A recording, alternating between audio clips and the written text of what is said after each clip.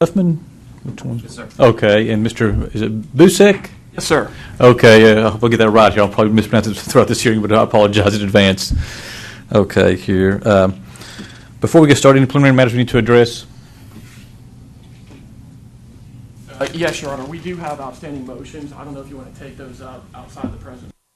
Well, like I told you before here, I just wasn't prepared to rule on those motions today here, on those motions here. Like I said, they were filed sort of late, and I've just been covered up with other hearings here, so I haven't really had a chance to get into that. I'm not sure if you filed a response yet. Has the opportunity to file a response? I'm not sure. I don't think so. No, we have not. And I know one of the motions deals with my charge of the board. And quite frankly, I mean, if it's that important to you, I mean, I certainly don't mind. I will, consider reset this matter so we can review that. But I've got a board charge ready to go here, and I generally not inclined to change that. But like I said, obviously I don't review your motion very much at all here. I just did a scan of it here. So I mean, if you're that determined that you want to do that charge here and have a hearing on that, I mean, I certainly will entertain a motion to reset this matter so we can set it for a motion today, if that's what you want to do. Well, Your Honor, regarding the charging instructions, it probably.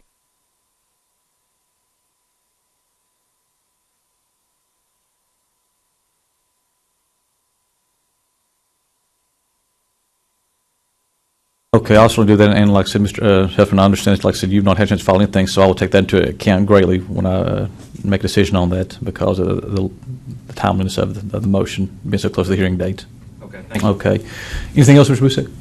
I just wanted to bring one additional matter to the court's attention.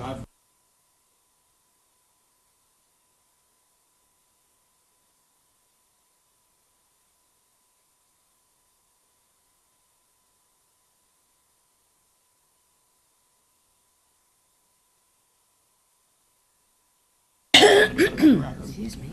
Huffman, We have no objection to that either. Okay, and who's the board member that might have? Okay, and are you comfortable hearing this also then? Yes. And that's Mr. Harvey, correct? Okay, that's fine then. And that's all we have at this time, Your Honor. Okay, thank you then. Then we'll go ahead and start on the record then on this matter here. This is the matter of the Alarm System Contractors Board. The case of Adam Jackson doing business as, is it Edge AI or A1? I'm trying to. Edge AI. Okay, thank you. Here, I'm Jerome Cochran, the administrative judge assigned to hear this matter by the Secretary of State's office. Before we get started here, let me go ahead and give my preliminary instructions to the board for this hearing here. And if you don't understand something, please stop me if you have any questions. Okay.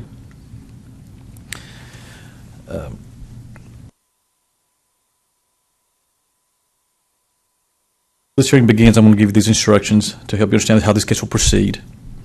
Your duties and your conduct during this hearing. When I've completed the instructions, the attorneys will make opening statements. These statements will be brief outlines of what the attorneys expect the evidence to be. After opening statements, you will hear the evidence. The evidence generally consists of the numbered exhibits and testimony of the witnesses, including affidavits. According to the uniform rules for hearing contested cases, the respondent in this matter has the burden of proof since he's filed the motion for declaratory order in this matter. So the respondent will proceed first, that is Mr. Jackson. Once Mr. Jackson has presented his case, Mr. Huffman, representing the department, will be allowed to present his case. Each attorney will be allowed to ask questions of each other's witnesses, and the board will also be allowed to ask questions of each witness.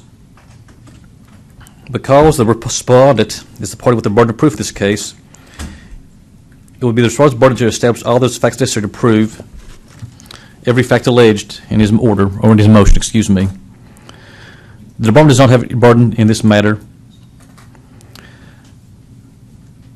The respondent must meet the burden of proof by preponderance of the evidence, which means that amount of evidence that causes you to conclude that the allegation is probably true. If the evidence on a particular issue is equally balanced, the issue has not been proven by a preponderance of the evidence, and the party having the burden of proof has failed in this part. During the course of the hearing, there will be opportunity for each of you to question each witness that testifies under oath. Please use your questions to gain any information or clarifications of the facts that you think would assist you in reaching a decision in this case. However, you must reserve any expression of opinion you may have to that portion of the hearing that is set aside for the board deliberations, which occurs after all the proof has been heard. Board members, you should not draw any conclusions until all the proof has been submitted. Please listen to all of the proof with an open mind. When all the evidence has been presented to you, the attorneys will make closing arguments. The attorneys will point out to each of you what they contend the evidence has shown, what inferences they think you should draw from the evidence, and what conclusions they think you should reach. Statements and arguments by the attorneys are not evidence. They are made to help you understand the evidence, apply the law to the evidence of the case, and to persuade you each of the parties' position in this case. You should ignore any statement by counsel that is not supported by the evidence. After closing these arguments, I will further instruct you on the rules of law that apply to this case. It is your function, members of the board, to determine what the facts are, to apply the rules of law that I give you to those facts, to make conclusions of law which you decide whether or not the respondent has, the department. As you see, these rules are made for the state before the burden of proof here, so I'm trying to change this on the fly here. I'm not doing a very good job, I apologize, but let me stress again that this is the motion filed by the respondent, Mr. Jackson. So, and he does carry the burden of proof here, so he must carry out, must prove to you that what he alleges is true. Okay, as I muddle through that, are there any questions before we get started by the board? Okay.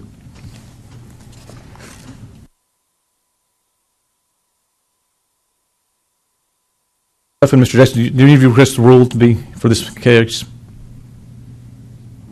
I just have one moment to talk with my Sure. client.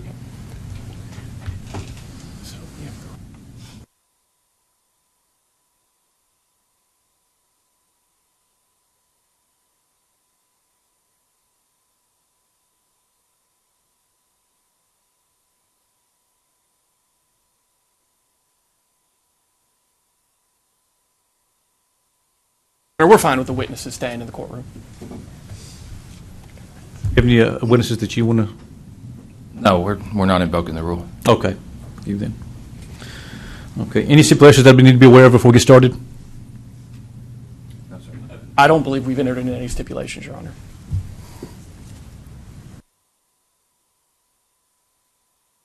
Today is August 23rd, 2018.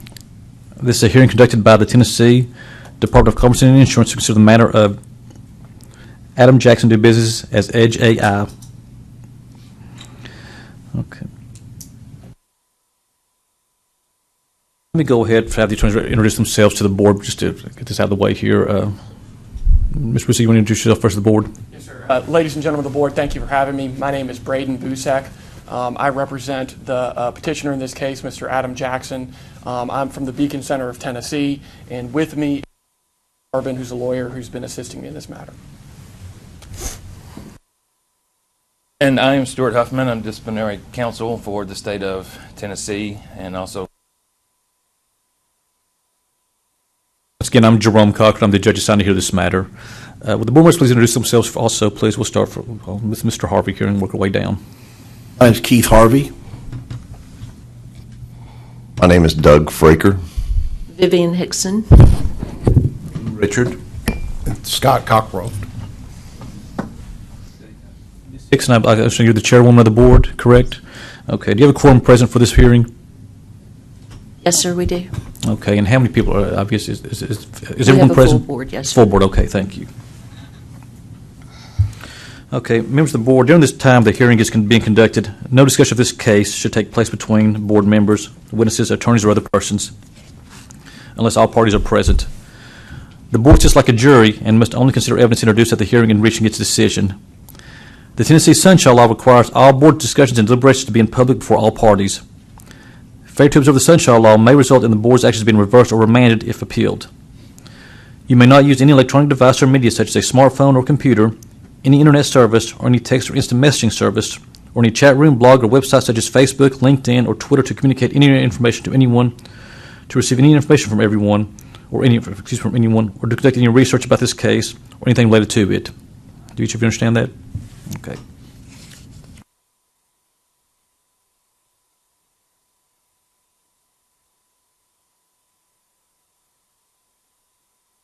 Putting it on the record also, there is a relationship between Mr. Harvey and one of the witnesses that's going to be testifying, but both parties understand that and are fine with that. Okay.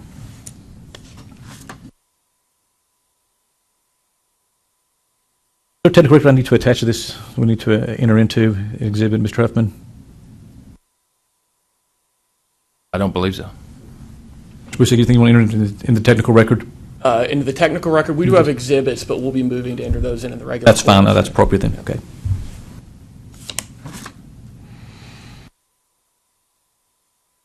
Go ahead, and Mr. Bruce, if you want to go give your opening statement, sir, go ahead.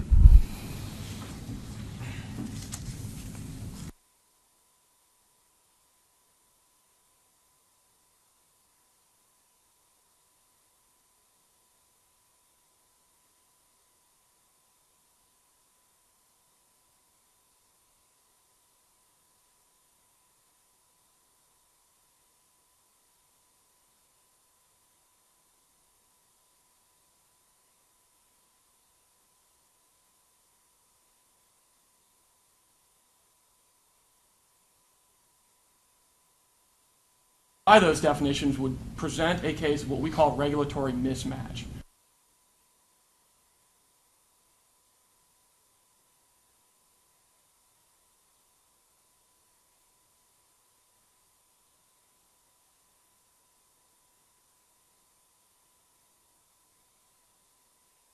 The board is going to hear facts first from Mr. Jackson. Mr. Jackson is going to Jackson was a soldier who served with distinction on behalf of his country. Most pertinent to what the board's going to consider here today, one of the tasks that Mr. Jackson, as a soldier, was regularly tasked with doing was he provided security, including electronic security, for military bases, for embassies.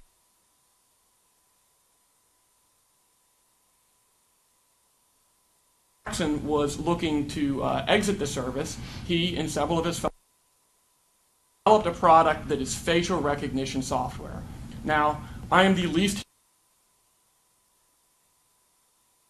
I majored in American Studies in college, which is probably why I went to law school. However, conceptually, even I can understand what it is that his product does. His product is facial recognition software.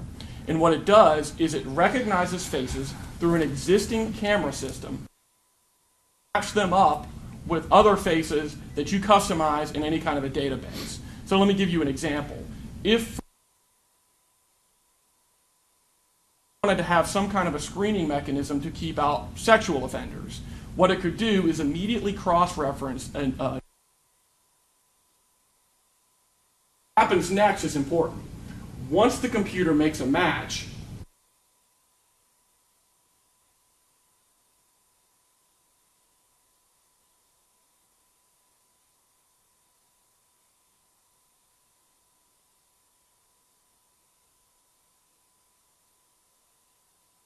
all it does is provide timely information to a designated. What happens next, what that user does with the information, is up to that user. That person can the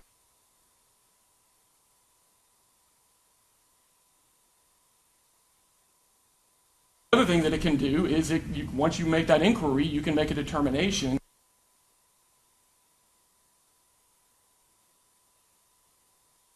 Doesn't make that determination. It just arms an end user. Wanted posters that you'd see up in a post office. It just happens a lot more instantaneously. Jackson's actually going to put on a demonstration today to show you that this product, which involves no electrical or mechanical wiring of any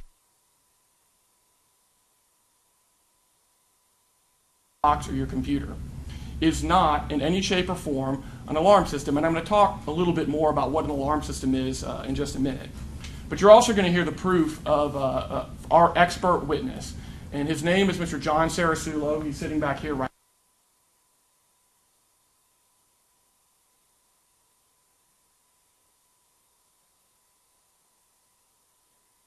The installation of countless alarms, both in Tennessee and in other states that do or do not have a certification or a license law.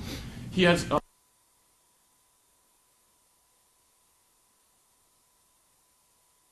testified that his expert witness opinion is that this in no way resembles. I'm also going to give you one other further bit of information. He is going to testify about what it takes to become a qualified agent or licensed alarm system installer in Tennessee. And he is going to tell you that that involves both coursework, training, and a mandatory testing regime, as I'm sure this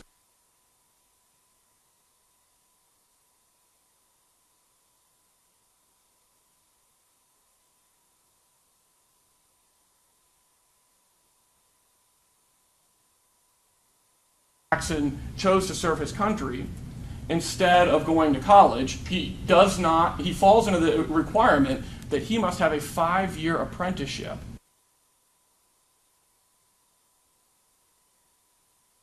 The fact of characterizing his system as an alarm means that this United States ordnance and munitions must spend 5 years doing things like installing burglar alarms, other things that are in no way relevant to the software product that he wishes to distribute. Now, finally, Your Honor, ladies and gentlemen of the board, the judge is going to instruct you a little bit on the law, and the central question is going to be whether or not this meets the definition of an alarm. There is a specific statutory definition of what an alarm system is, and I'm sure you're all familiar with it. Element is just a lawyer word, meaning here are the components of the definition. You must meet each one of these elements in order to qualify as an alarm system. Think of it as an ingredient in a recipe. You take the chocolate chips out of the cookie recipe and you don't have chocolate chip cookies anymore. So if you take elements out, you don't have an alarm system anymore. There's 3 ways. First is that you've got a product that is, number 1, designed to record, view, monitor, protect personal or property loss or injury. And secondarily, that has to result from fire, smoke, heat, burglary, theft, shoplifting, pilferage, or other losses of that type. Mr. Jackson's product does not meet that criteria. Another way you can be an alarm system is if you have a system that that monitors or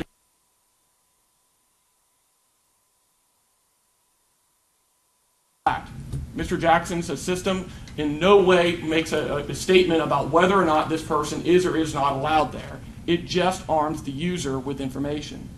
Finally, the other way you can become an alarm system is if you have something that detects or summon aids for other emergency. And again, detection, summoning aids, this is not a system that provides notification to police officers or firefighters about an exigent emergency. The end user might decide to do nothing with the information whatsoever. So in the end, for that reason, we're going to ask this board to make a clear and concise declaration that Mr. Jackson's product is not an alarm system such that it requires certification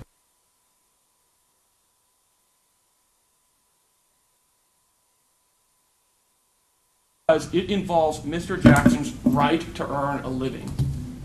This is Mr. Jackson. That is one of the most important civil rights that Mr. Jackson has to exercise. Burdening him with this licensure law would not serve the public, but it would deny this man entry into the career of his choosing. Thank you for your Thank you, Mr. Busek. Mr. Evans, you want to make an opening statement? Mr. Booth.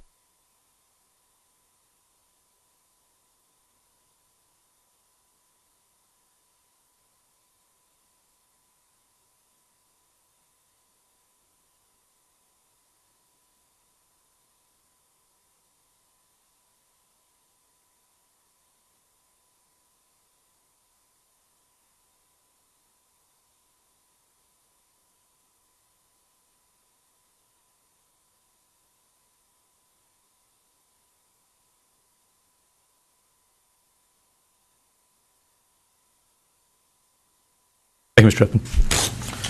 Okay. Mr. Busek, you want to call your first witness? Yes, sir, Your Honor. At this point in time, we would like to call Mr. Adam Jackson to the stand.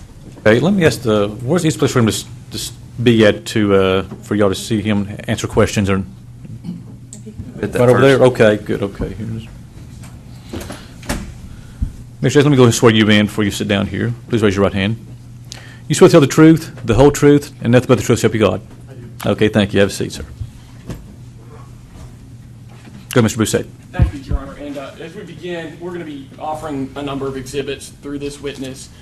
We have copies of these exhibits for each board member and the department. I just want to be clear on what the court's process is in terms.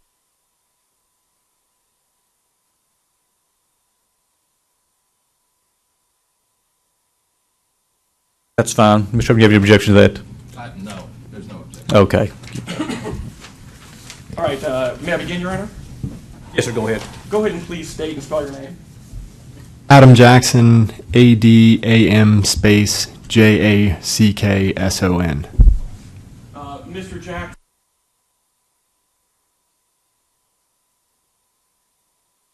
Originally born in southern Indiana, I enlisted in the Army in 2007 at the age of 19. I initially enlisted to be an airborne infantryman and served in the 82nd Airborne. I did one trip to Afghanistan and as an infantryman, and then in 2007 went to the Special Forces qualification course. 2011 went to the Special Forces qualification course, where I graduated as a Special Forces communication sergeant. So my roles in that capacity included all the normal stuff that comes along with being Special Forces, along with everything that a team might use to communicate, and kind of by default all electronic computer type duties as well. Tell us a little bit about your personal life. You married, you have children, just to get that on the record. I'm married. I live in Greenbrier, and I have an 8-week-old and a 2-year-old. So you've recently... Congratulations. Thank you. Now tell us your service record. So kind of picking back up where I was, I went to 5th Special Forces Group and went to Jordan, Iraq, and Syria in that capacity. While in Jordan, I helped a partner force install a secure internet communication system, and consulted, had a hand in helping out with electronic security at multiple U.S. installations overseas, to include to fix joint bases that we shared with the Jordanians and embassy-type buildings, sites. Have you provided physical security as well? I have. So Jordan, by nature, is more of a diplomatic mission, but in Afghanistan, Iraq, and Syria, I provided physical security to include convoy security, base security, for U.S. installations, trained partner forces to provide their own security, and helped build sites for, as the U.S. presence in those countries grew, I helped build sites, both U.S. and with partner forces, where we did some electronic security and a lot of physical security. In that capacity, did you... I attended the special operation, or the joint tactical, or joint terminal attack controller course. So I was the guy on my team that would control all the airspace, the planes in the airspace, and the actual dropping of ordnance from planes to the ground. When you say ordnance, you're talking about bombs? Bombs. How long did you serve? Just under 10 years. What was your final rank? Staff sergeant. When were you released from those? It would have been March 2017.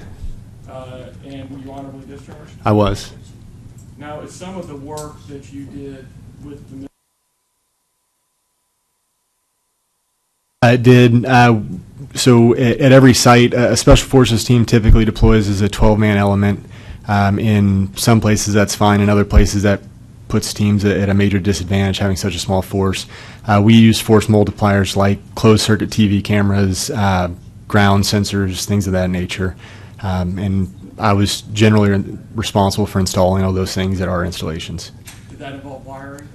It did. Did that involve camera work? It did. Are you familiar with... I am. I started that company as I was leaving the military and preparing for civilian life. Myself, 4 soldiers or former soldiers were involved in Edge AI. Myself, a guy I served in the 82nd with, who, following his military career, went to Carnegie Mellon and got a master's degree in robotics. He and I were the main technical employees of the company. And then we had 2 business development guys. One was a former sergeant major in the 101st Airborne Division and the COO of Pelican Products previously, and another guy that was responsible for all product development for SOCOM. So everything from the load-bearing equipment that guys would wear in SOCOM all the way up to future weapons. He was responsible for everything from seeing how they were designed all the way up to fielding. So is this you and fellow service members then? And what products were you developing?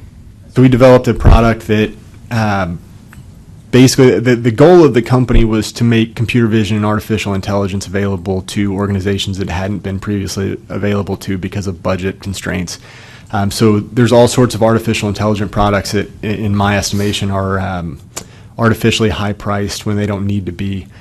So we set out to develop a product that the end goal was to develop a product that my daughter's preschool could use, and wouldn't break their budget. So pricing was an important part of this model? It was. We developed a facial recognition system that could integrate into existing CCTV cameras that we didn't necessarily need to install cameras for, as long as they were on some sort of local area network. They could pull that feed in and do an analysis on the video from the existing system. When did you realize that you had a unique product that was in demand? So when we started doing internal testing and realized that our accuracy levels were on par with some of the bigger players in the market, I realized that we had something that could do well in the market. And then we did some initial approaches with a few schools, mainly private schools, daycares, and women's shelters that housed victims of domestic violence, and got an unbelievably positive response from all the people we initially contacted. What is the name of your business? Edge AI. What is Edge AI's product designed to do in a nutshell? In a nutshell, it is designed to detect either basically somebody that it's designed to detect a sex offender, expelled student, something of that nature, somebody like that's entering a premises, and then provide notification to an administrator who can make a decision based on that the system provides. I would like for you to kind of explain in summary form how that works. Would it help if you had your diagram? I would. Your Honor, may I approach the witness? Yes, you can. Handing him what I've marked as Exhibit 1. Diagram of the product. Let me provide copies. Your Honor, I can either give this to the board, or we'll move to have it entered first, and then we'll ask to hand it to the board so they can see what we're talking about. Either way is fine. Let's go ahead and go into Exhibit 1, excuse me, here, Exhibit 1, and that will be the actually a diagram. Yes, sir. Okay. This is Edge AI FR installation diagram.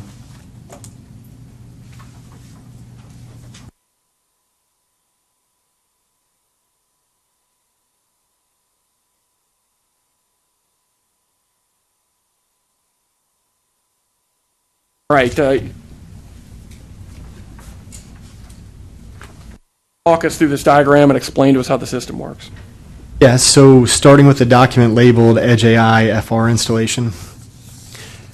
Basically what this document is meant to represent is how cameras, so for the members of the board that are active alarm company administrators, this will make a little bit more sense, but basically this was meant to show cameras installed in a building that exists on a local area network, and how those cameras interact with either a DVR, a video server, or just Wi-Fi to a smart or to another Wi-Fi enabled device with a screen for viewing. Our system's pretty agnostic. It really doesn't care how the cameras are installed or what the mode is that they're transmitted to the end user. We can integrate with almost any existing system. And basically what it shows is how our system pulls that feed in, analyzes the video, and then sends an alert to an administrator. That alert typically takes the form of a picture of the known offender and a picture of the person that's on your premises, because again, no technology is perfect or infallible. So we leave that to the administrator to make the final decision about what action to be taken. All right, and then does that, have you gone through both pages here? Are we clear here?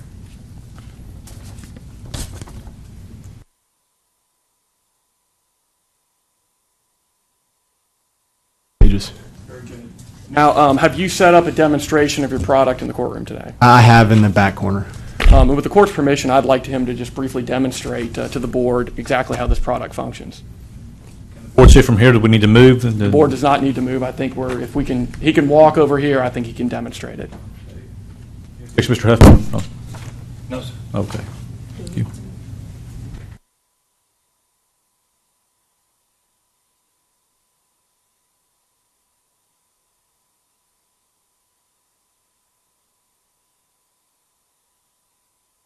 Mr. Jackson, as you're demonstrating how the product works, can you also show the wires that we see there and explain to those how those are installed and the function of those wires? So I apologize for the kind of thrown together demonstration.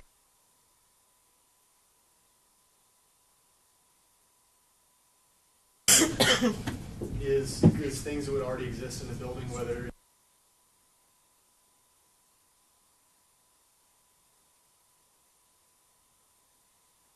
going straight to a cloud device. Again, our system really doesn't care.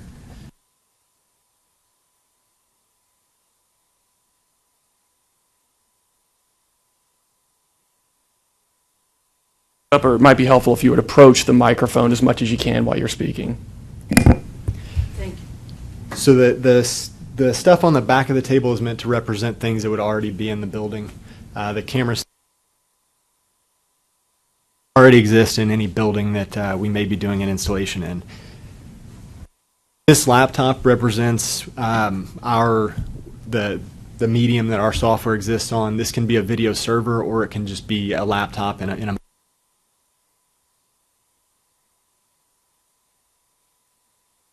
The only connection that we require is one Ethernet connection from our server, whatever the medium is that we're employing our software from. We basically want Ethernet.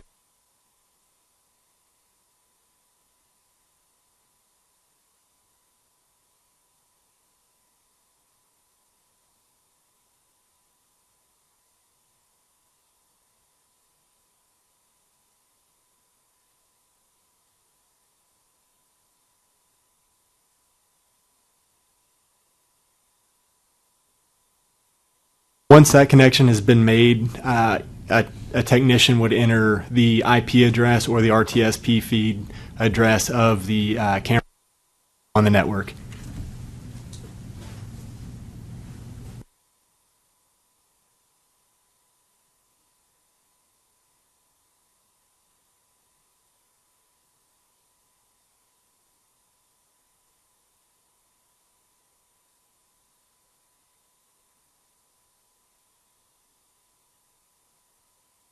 Not sure if you guys can make that out. That's basically the management application. It's just a series of radio buttons that allow the user to decide whether they want to use a Wi-Fi camera, an existing DVR camera, or some other medium.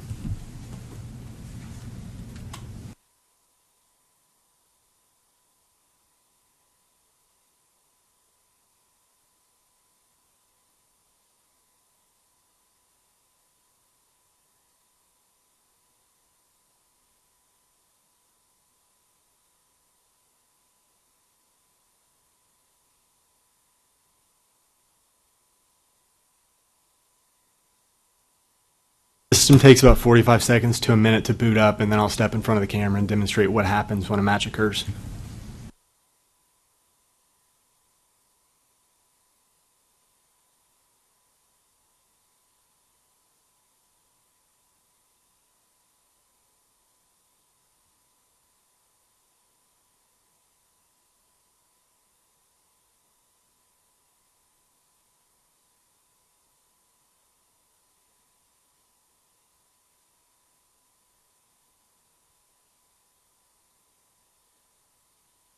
On the screen, the match is almost instantaneous when it's displayed locally, just on a laptop screen locally. And in about 10 seconds, I should get a text message.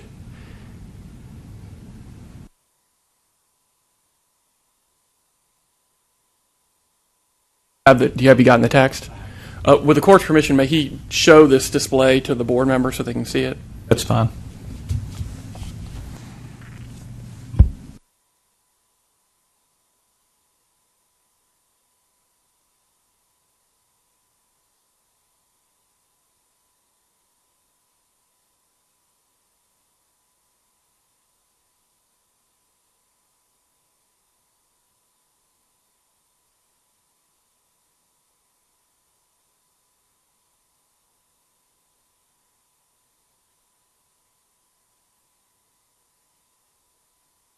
Board members or Mr. Huffman have any questions regarding the demonstration? Well, we'll take that separately. Do you have any further things to make about your demonstration? Okay. I think you can place in the witness box. And I want to hand the witness an item I'm going to ask him a question about here. I've handed Mr. Jackson an item that I've marked for identification purposes, Exhibit 2. Mr. Jackson, do you recognize that item? I do. What is it? It's a tabletop demonstration of how to install and set up the system I just demonstrated. How do you recognize it? My initials and date on the front of the CD. And do you watch the contents? I have. Is the item what it purports to be? It is. And is it essentially just a video for the record of the demonstration that you've just put on? It is. Your Honor will move to enter it at this point in time. Thanks, Mr. Huffman. No objection. Okay. That'll be marked as Exhibit 2, the demonstration CD. And just for the board members' understanding, we don't intend on showing you that video since it's what you just saw. We're just trying to make a record in case there's further review. All right. You talked about this a little bit, but we do see the wires that run out there. What sort of wires are those? Those are normal either Cat5, Cat5e, or Cat6 Ethernet cables, exactly the same as would be plugged into a normal computer connecting to the internet. So is there any internal building wiring that comes with that? There's not. We can actually plug our system directly into a wall jack that's connected to the local area network. Is it possible to install that in such a way that it would cause any kind of a public hazard like fire? It's not. The cable that we use is not power over Ethernet. No electricity is transmitted. It's strictly a data cable. How common are Ethernet cables in everyday life? There's probably about 10 miles of Ethernet cable in this building. Pretty much every building you go into has some form of Ethernet cable. How common is it in your average everyday household? Almost every household will have an Ethernet cable going from at least the modem in their house to the router. So that's how we get on the internet? It is. What about, say, cable TV? Cable TV does occasionally use Ethernet. Typically it uses coaxial cable, which transmits the exact same type of signal as an Ethernet cable, just a different digital standard. So if you have a son that's perpetually playing Fortnite on the PlayStation, is that something that comes through Ethernet? Occasionally, yes. All right. Now, the system works through existing closed-circuit TV systems, is that right? It does. We realize that it works through existing, in almost all cases we can integrate the existing cameras into a building. So do you need to install closed-circuit TV to make this system work? We do not typically need to install it, and if we did need an extra camera added, we would just let the building or the school that we were working with know that and have them go out and get a qualified installer. Now, could you technically install a camera? Do you have that ability? I do.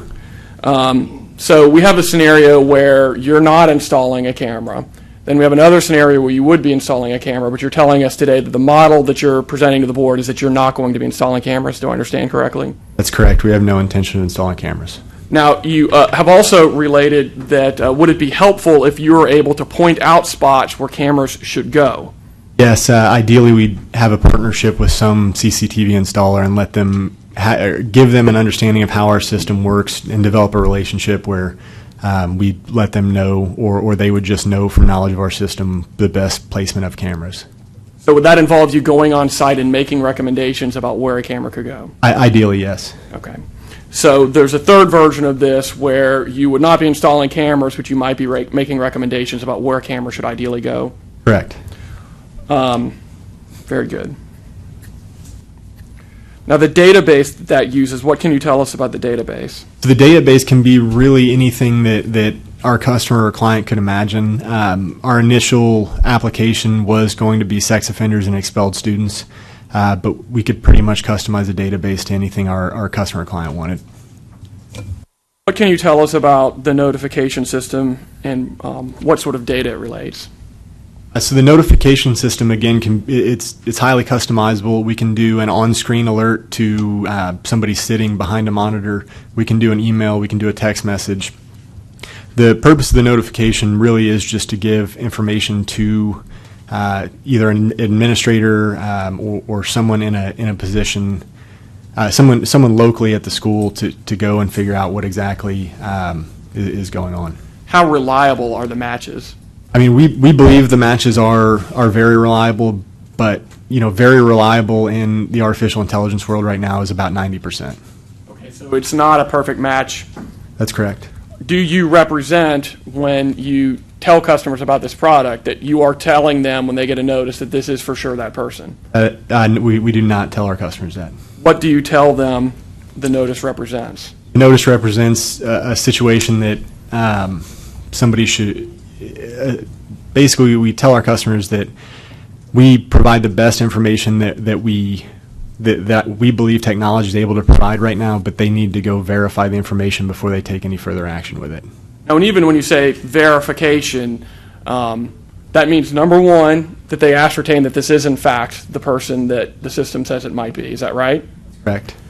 But even if it is that person, are there some scenarios where even, say, a sex offender might not be per se excluded from a school? That's correct. There are about a dozen exceptions to the law that allow sex offenders to enter pretty much any school with very few caveats.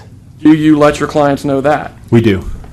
So in sum, this is not a system telling them that this is a person who cannot for sure enter here. Is that right? That's correct. Now, where are some of the places that you envisioned application of this technology? Schools, preschools, daycares, and a small niche market in battered women's shelters and with victims of domestic violence and the like. Have you had contact with some of those businesses? We have. And did those businesses indicate that they were enthusiastic about your product? We got a great reception from pretty much everybody we talked to. What can you tell us about how competitive your pricing was to other facial recognition products? So other facial recognition products right now or until very recently have just been out of the range of most schools and preschools and organizations like that. Because we came in, because we built our product around price, we were able to we would be able to go after customers that like schools and got a great response from the schools that we initially approached. Were there in fact Nashville area private schools that talked to you about purchasing your product and letting you beta test? There were. Now, can you give the board a sense as to how much one of those contracts is worth? So to initially start out, our smallest package would be between $1,500 and $2,500 for the initial installation, and then $150 a month per camera after that. Obviously, there'd be some model where we'd scale price down as the number of cameras went up. But sorry. I mean, a school may have 250 cameras, so some of these contracts could be very lucrative. Did you discuss pricing with a private school in Nashville that came to a specific number? We never came to a specific number, but we did discuss our pricing model, and it didn't seem to deter them at all. How much was that? $150 per camera. And what would that total per month? So I think somewhere between $25,000 and $35,000 a month. That's a month. It is. And that's one contract. Have you also discussed donating this product with some worthy causes? We did. We talked about donating it to a synagogue in southern Nashville and a couple of battered women's shelters. Based on the law and the way it's written and my previous appearance at the board, I thought we would run into issues if we did donate it. We'll talk about that more in just a little bit, but are you familiar with a person by the name of Jason Beto? I am. Who is he? Jason Beto is a director of security at a private school in Nashville. He was also a police officer for 30 years and a outside security consultant. Did he express an interest in using your product at the school at which he works? He did. May I approach the witness, Your Honor? Yes, you may. I'm passing up a declaration of Jason Beto. Marked as Exhibit 3. Do you recognize that declaration, Mr. Jackson? I do. Is that a... Hold on a second. Do we have one for the coach of the board also? I was going to move to enter it first, but... Okay. Is that an authentic copy of his declaration? It is. We'll move to enter that in evidence, Your Honor. What's Exhibit 3? And may we please hand copies to the board? Yes, go ahead.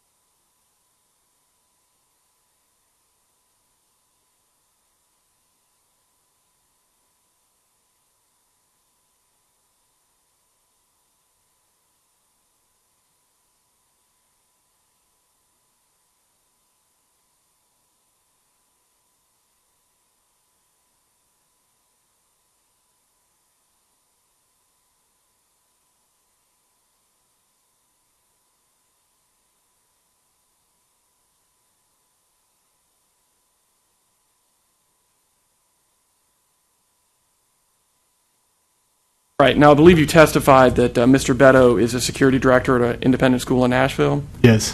Why does he want your product? He believes that it would provide information that would be valuable and timely in his security efforts. Is there a particular reason why he thinks your product has special relevance for schools at this moment? Yes, because of the school shootings, he likes the idea of being able to add expelled students to a database to prevent incidents specifically. Has he expressed a desire to use the product if allowed to do so? Yes. And why hasn't he done so yet? Because it was my understanding that we were not able to sell the product when I left here after my last appearance. Are you familiar with a person by the name of Donald J. Clark? I am. Your Honor, may I approach the witness? Yes, you may. Handing what's been marked as Exhibit 4.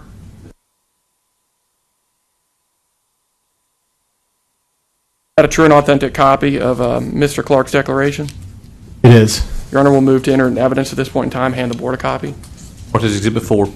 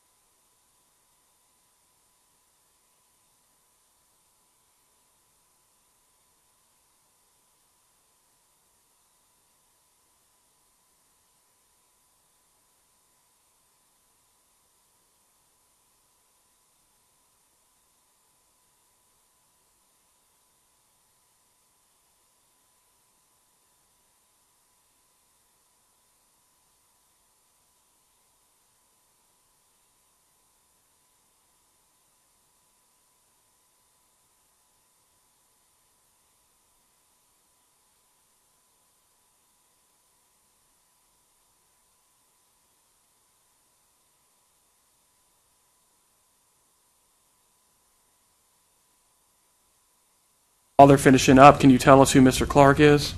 Donald Clark was a member of the U.S. Secret Service for, I believe, between 20 and 30 years. He was a member of the Secret Service Presidential Detail, and he's now in the middle of starting a security company that does security consultations for high-profile individuals and events. Have you had conversations with him about utilization of your product? I have. What has he told you about your product? He's pretty excited for the product to be made available. And how have recent events influenced his desire to use your product? Just given the current state of the world with mass shootings and similar things, it bolsters the position of our product with him. Has he told you whether or not he is concerned with whether or not you had a certification before installing your product? I've through the process of discussing the product, Mr. Clark and I have had several conversations, and I don't think he cares whether I have a certification or not. Why is he not currently using your product? Because we haven't been able to do sufficient beta testing in the state of Tennessee. How concerned is he about whether or not it would be legal for him to use the product? Not really at all. Now, are you familiar with a person by the name of Daniel Horowitz? I am. Who is Mr. Daniel Horowitz? Daniel Horowitz is an attorney in Nashville who belongs to the synagogue in southern Nashville. Your Honor, may I approach the witness? Yes, you may. I'll be handing the witness what we've marked as Exhibit 5. It's an affidavit of Daniel Horowitz.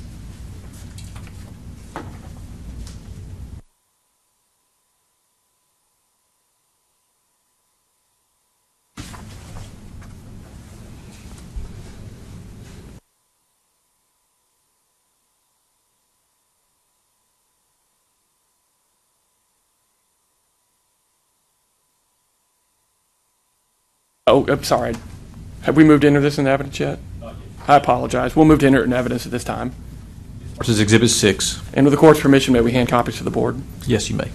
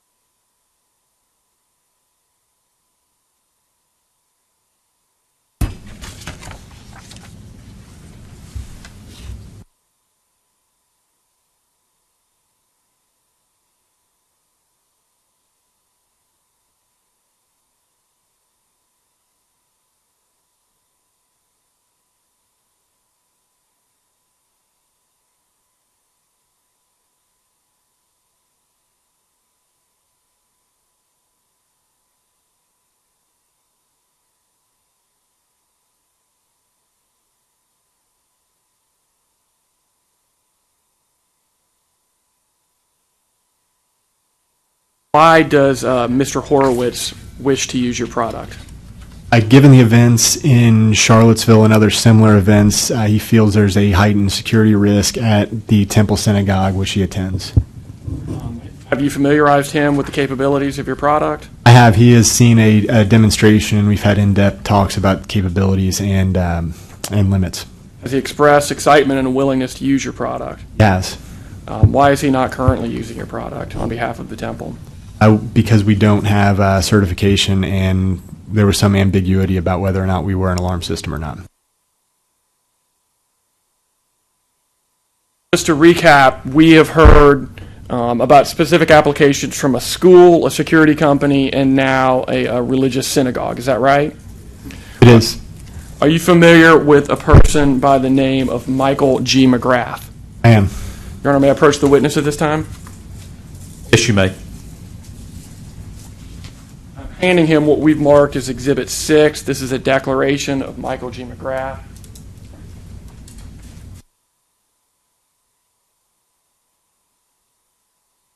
Mr. Jackson, is that Mr. McGrath's declaration? It is. We'll move to enter it in evidence at this point in time. Marked as Exhibit 6. May we hand copies to the board? Yes, you may.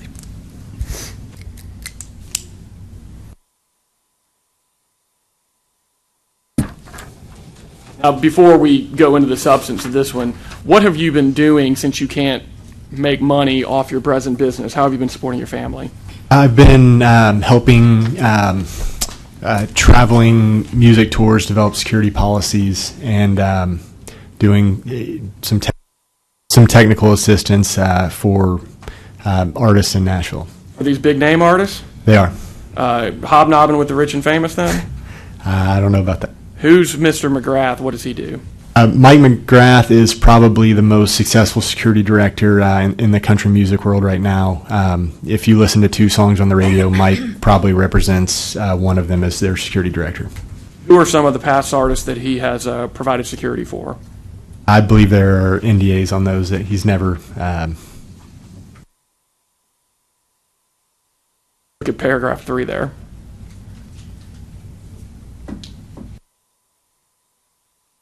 Blake Shelton, Rascal Flatts, and Reba McEntire.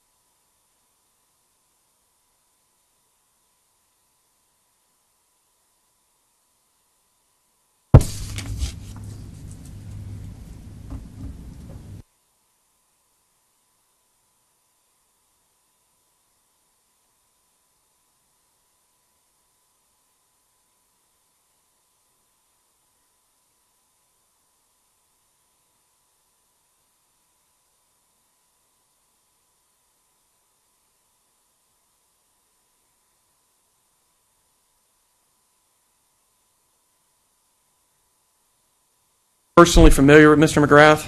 I am. How long have you known him? About just under a year. Have you demonstrated to him your product? I have. Has he expressed a desire to use your product? Yes. How have recent events influenced his desire to use your product? Just with the availability of information about artists on the internet, he's had 2 clients that were approached within arm's length by stalkers, and obviously the shootings in Las Vegas and France and the bombing in England has piqued his interest. Does he have a personal narrative with regard to the shootings in Las Vegas? He had several friends that were present during that shooting. How has that influenced his desire to strengthen his security need? I think it's really reinvigorated him and the security industry as a whole. Would he use your product if he could? I believe so. How concerned is he about your being unlicensed? As far as technical ability, he's not. As far as running into regulatory issues, he is. And why has he not then utilized your product? He just doesn't want a tour to run into regulatory issues of using an unlicensed contractor. Do you have the ability, like if you go to a concert venue, even an outdoor concert venue, do you have the ability to make your technology work, miniaturize it, and use it in those sorts of forums? Yes. Can you explain a little bit about that? I mean, just our ability to integrate into existing CCTV cameras. We could basically hand a computer capable of pulling in feeds from existing CCTV cameras to the tour and train an individual to use it and have them implement the technology. All right. Do you know a person by the name of Jake Lagrone? I do. Who is he? Jake Lagrone is Jason Aldean's tour manager. May I approach the witness, Your Honor? Yes, you may. I'm handing in what we've marked as Exhibit 7. This is a declaration of Jake Lagrone.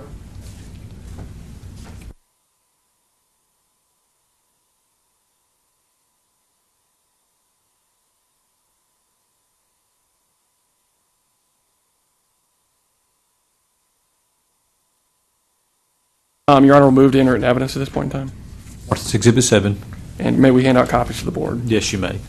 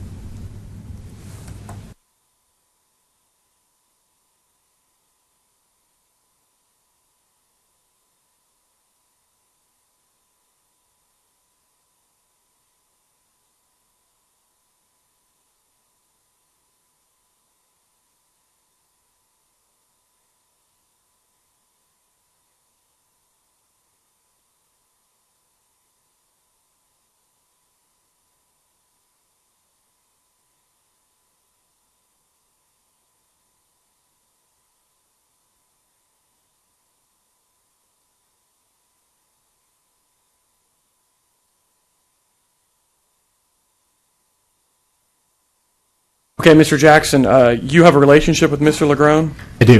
Is he familiar with your product? He is. What has he told you about his willingness to use your product? He would absolutely use the product. Why would he find useful application of your product? Jake, as stated, is Jason Aldean's tour manager.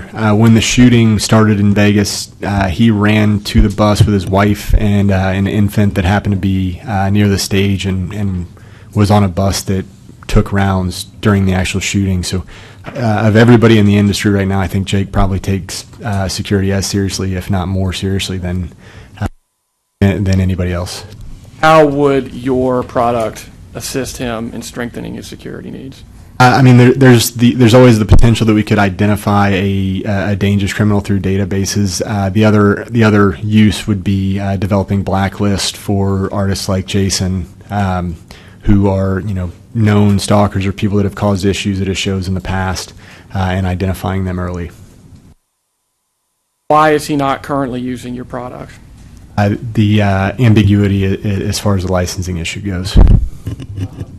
How concerned is he about your ability to install or use the product, given the fact that you do not have a qualified agent certification? I mean, as far as, again, my technical ability, I don't think he has any doubts. It's more of running into regulatory issues for the tour. All right, now, changing subject matters a little bit, but before I do, I just want to summarize. You now have demonstrated that there is interest from schools, security companies, places of worships, and security directors for major artists, all of whom are interested in utilizing your product despite the fact that you don't have a certification. Yes. All right. Now, you said that the reason why you have not distributed the product and that they're not using it is because of regulatory issues. Let's talk about that just briefly, just to establish a record on it. Have you been before the board before? I have. Were you before this board in June 22nd, 2017? I was. Okay, and why did you go?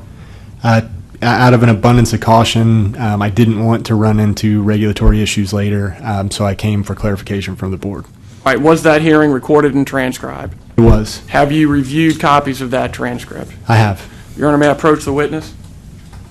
Yes, you may. I'm handing him what we marked as Exhibit 6. This is a transcript of the June 22nd hearing. I think Exhibit 8, I believe is what this is. Excuse me, did I Yes, say 6? yes, My mistake.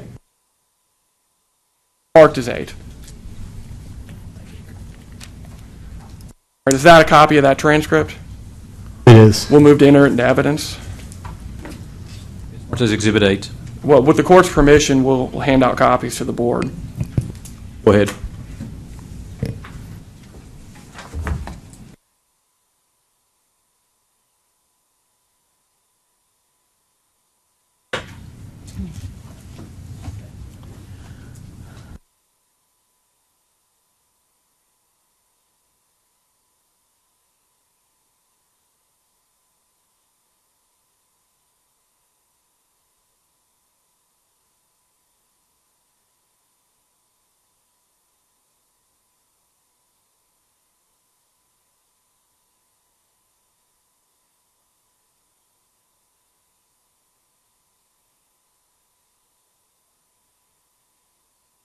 All right, when you went to this hearing, did you describe the product much the same way you've related it here today?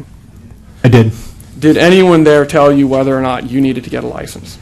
I was told by Ashley Thomas that it was, I believe, on page 87, that I believe the exact quote was, to clarify, it's the board's opinion that you are an alarm system. All right, might as well just go to page 87.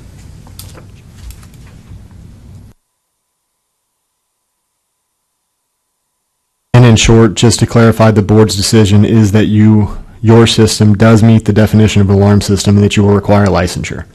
What did you take that to mean? That my system did meet the minimum criteria to be an alarm system and that I required licensure. But that means, in your opinion, you could not distribute the product because you did not have a license. That's correct. Your Honor, we're going to object to the relevancy of this because Ashley Thomas is not a board member. And also, the evidence is about the system today, not what happened in June of 2017. If I may, Your Honor, at this point in time, we're not wishing to litigate what happened at the board. We're really just trying to establish a narrative, and we're trying to explain how we got to where we are today. And the fact of the matter is, he was told that, he walked out of that with that impression, and we're just trying to get the board up to speed as to how we got here. Let's go ahead and move on here. I'm almost sustaining the objection here, but obviously the board can ask questions if there's some clarification about what happened in the Sure. June hearing here. So let's just go ahead and move on. Now, when you were at that hearing, did you relate that you would not be installing cameras? How did that affect the characterization of your system? In the board's opinion, I think the implication was that I still required licensure. Did you tell them you might just do recommendations saying that we sure could use a camera here, things of that sort? I did. How did that affect the characterization of your system as an alarm? It did not seem to sway their opinion. Do you have the ability to install cameras? I do. Do you have the expertise to make recommendations about how installation of cameras would make your product function better? I do. Would you be interested in making recommendations part of your products and services? I would. All right. Now, as a result of that hearing, did you get a license? I did not. The reason we didn't pursue licensure is that nobody in our company met the minimum requirements spelled out in the law for licensure. What would it take for you to become a qualified agent such that you could install the product? For me specifically, it would take 5 years of alarm work, or the other technical guy in our company would take 2 years of alarm work because he holds a master's degree. Why would it take you 5 years? Because I don't have a college degree. And what sort of training and experience would you need to get during those 5 years? Any alarm experience, door sensors, window sensors, installing burglar alarms, I believe in some cases fire alarm systems. In what way is that similar to your product? I don't believe it is at all. What would the cost be for you to become licensed, or to get your company licensed and you to become a QA? Just looking at the statute, I believe conservatively somewhere in the neighborhood of $2,500 if you include courses and application fees. Did you consider some of the statutory or regulatory exceptions that would allow you to install even if you had what was categorized as an alarm system? We did. Did you meet any of those exceptions? And we did not. One of those exceptions is for a company that does not provide monitoring services and has $50 million or more in annual sale and whose product requires no internal wiring to install. Did you consider that exception? We did. Do you have any internal wiring? We do not. What about your revenue stream? It's not $50 million. So why did you not think that you could invoke this exception? Solely because we don't have $50 million a year in revenue. So if your business was big enough, then you could do everything you want to do without needing a qualification. That's correct. There's an exception for the monitoring and minor maintenance of alarm systems by a hospital or an affiliate of a hospital solely for its own use. Did you consider whether or not you could invoke that exception? We did. And what did you conclude? Because we aren't affiliated with a hospital, it doesn't apply. Are you aware of any reason why a hospital falling under this exception can install this product better or more safely than you? With returning to the first exception, I wanted to ask you, are you aware of any reason why a company that does $50 million in sale and falls under this exception can install your product better or more safely than you? I'm not. One of the exceptions is for the sale or installation of delayed egress locks by a company when the locks are used to detect and monitor the wandering of residents of a nursing home. Did you consider whether or not you fall under that exception? We did. And why not? We don't because we're not associated with a nursing home. Is there any reason why a business falling under that exception would be better or more safely able to install your product than you? Not to my knowledge. One exception is for telemarketers who don't have access to confidential information regarding an existing or proposed alarm system and are not subject to regulation under these rules. Did you consider whether or not you fell under that exception? We did. And why do you not fall under that exception? We don't have a telemarketing part of our company. Are you aware of any reason why a company falling under this exception can install your product better or more safely than you? I'm not. One of the exceptions is for the manufacture and sale of mobile homes which do contain an alarm system. Did you consider whether or not you meet that exception? We did. And what did you conclude? Because we install in permanent structures, it didn't apply to us. Are you aware of any reason why a company falling under this exception can install your product better or more safely than you? No. A red light violation monitoring system can operate without a license either. That is another exception. Did you consider whether or not you had any ability to invoke that exception? We did. And why did you not think that you could invoke that exception? Because we don't deal with traffic signals. Are you aware of any reason why a company falling under this exception can install this product, your product, better or more safely than you? Finally, an electrical, mechanical, or HVAC contractor who is otherwise licensed under Chapter 6, who do direct sales, monitoring and installation of maintenance services for alarm systems, but derive less than 50% of their gross annual revenue from that business. That is another exception. Did you consider whether or not you would fall under that exception? We did. Do you fall under that exception? We do not. Are you aware, why do you not fall under that exception? Because we don't do HVAC work. What about the gross annual revenue component? We'd have to figure out a way to generate 50% of our revenue from something else. Okay, so you'd have to make less than half of your revenue from the product, is that correct? That's correct. Are you aware of any reason why a company falling under this exception can install your product better or more safely than you? I'm not. What penalties would you face if you distributed your product without a certification were you determined to have an alarm system? $1,000 to $5,000 fine, and I believe up to 6 months in prison. Is that for you personally? It is. What about your company? I believe anybody that was that installed an alarm system without a license would be subject to those penalties. Does an interest still exist for your product? It does. How do you know that? Just from kind of telling the story and talking to potential customers. Now, your conclusion that you needed to get a license or a certification before you could distribute this product, how has that impacted your business presently? Currently, we are not operational. but for your understanding of the June 22nd, 2017 hearing as directing you to obtain a certification or risk penalties, would you have sold or installed your product? We would have. Your Honor, may I just have one moment?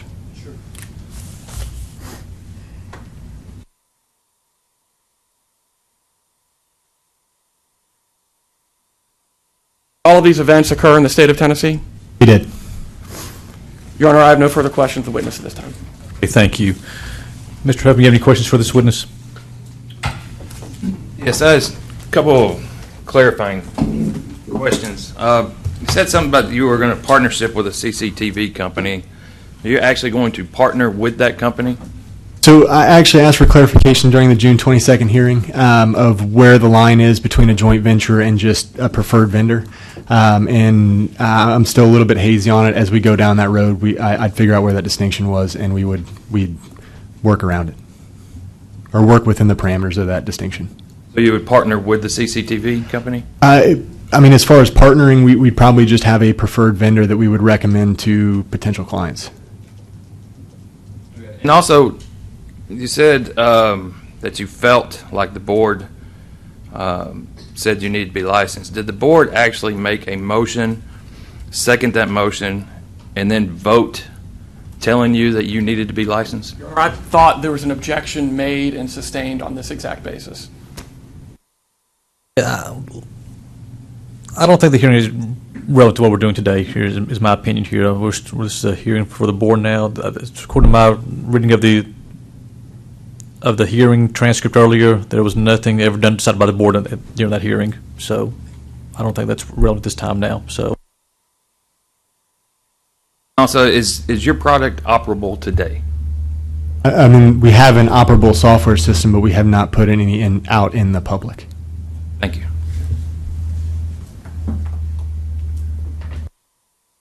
I'll let the board members ask their questions here. Do you want to redirect or anything? No, Your Honor. Happy to let the board go from Okay. here. Chairperson Hickson, do you want to go ahead and start, or do you want to let? And you may object to what I'm going to say, but I still go back to the meeting in June. You came in here and asked us if we thought you need to be licensed. There was no vote taken. But in that transcript that day, you talk about installing, recommending, monitoring. And what is the purpose for having this system? I mean, what is the end purpose? Is it the protection of life and property? Because you can expand it to burglary suspects, robbers. Is that true? I guess I'm a little bit confused about what the specific question is. I'm talking about you telling people that we said you couldn't do business in the state of Tennessee. Your Honor, I thought this is the line of questioning that we were not allowed to explore. But this is my concern, is every one of these exhibits that you've presented to us, Mr. Boshek says, we told him he couldn't do that. We never told him he couldn't do anything. Your Honor, with all due respect, I'm happy to respond, but I think But these are questions that are- the exhibits all say we told him he couldn't take an action or do a thing, and that's what I need clarification for, because we didn't do that. Well, I understand that, and you can, in your deliberations, you can talk about that among yourselves on the record here in your deliberations here. But let's just try to tell the questions to what's going on today, if we can, for the purpose of the questions for today here. And then, like I said, in your deliberations, if you want to discuss the exhibits here, that's fine. Okay. Is your system limited to sex predators, your ability limited to sexual predators? It's not. The database can be customized to do to identify anybody that So a it could client would want. include robbery, burglary, theft, all other, correct? It could identify somebody that had been identified as a suspect in a crime like that, yes. I have no other questions.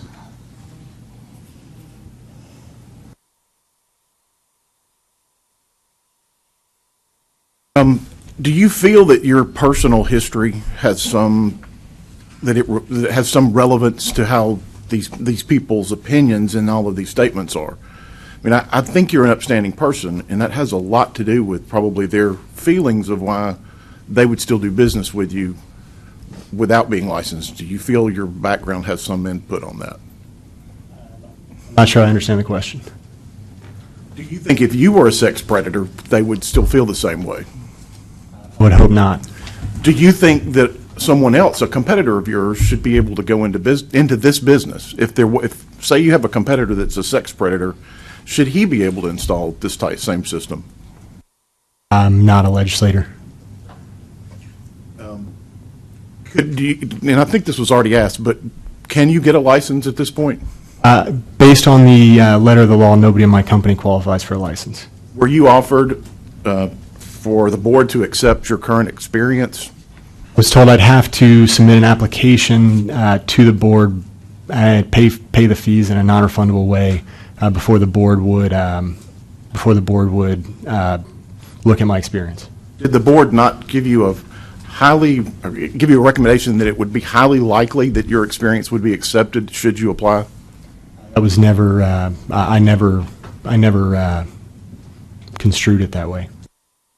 I was trying to find it. I hadn't had time to go through all of the record from the hearing, but I believe that was offered. I don't know if we can find it in the record.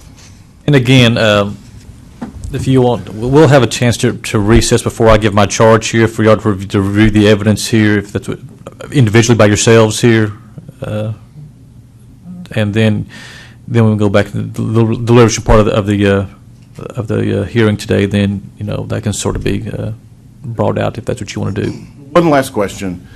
There was a lot of discussion about all of these exceptions, and could those companies that met some of those exceptions, like a heating and air company or a telemarketer, could they install a system better than you?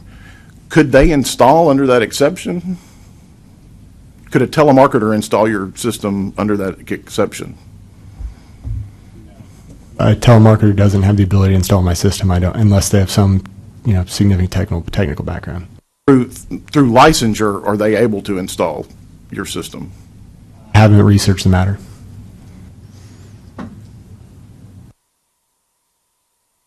I don't know where to go from there, but there were a number of things mentioned that those wouldn't be, the person would not be able to install under that exception. They can only do their exception. It's like it was purported that all of those things could be. Mr. Cockcroft, I'm sorry. Yes. Cockcroft. That's part of something that you need to reserve that. I guess that argument maybe for the, like I said, deliberation process when we go to that part of the hearing. On behalf of the board, this is our first one of these declaratory hearings, so if we make mistakes, we're not trying to be adversarial. We just don't know, because this is the first of this type of hearing for us. Well, I approached admit this is my first declaratory hearing I've had, so we're all in the same We're all boat in here. this together. So exactly, so we'll get our way through this here. But we've got two good lawyers here to direct us here, so we'll rely on them a lot. But any other questions by the board for Mr. Jackson here? Go ahead, Mr. Harvey. I have one question. I think we touched on this just a little bit earlier today, and I know in our last meeting we did. At some point in your testimony today, I heard you say that if a customer should need assistance or needed guidance on where to place a camera or some equipment, that you would come and offer that guidance for them. Is that true? We would do the most we could do while still working within the law. That's something that we're kind of asking for clarification on today. And you said in your demonstration that it didn't require anything other than plugging into the unit. Do you not have to have some sort of other access or login or other information about the NVR to be able to do that? So part of an RTSP address is typically the username and password of the individual camera or the DVR system. So do you not have to have access to those things? If that wasn't the default password, would you not still have to have access or be able to get into those devices? Yeah, we would need to get that information from a systems administrator or whoever was responsible for the system. They didn't know how to do that. Would you work on those systems? Would you go into the DVR or the cameras? Or? No, we would not. We'd advise them to call the manufacturer. Question may be irrelevant, but what is your thought pattern on going to market? As an owner myself of a security company, are you trying to market your product to me for me to in turn sell it to my customer, or are you trying to go direct to customer? So initially, our initial go-to-market strategy would be direct to customer, and then we'd reassess, after a given time period.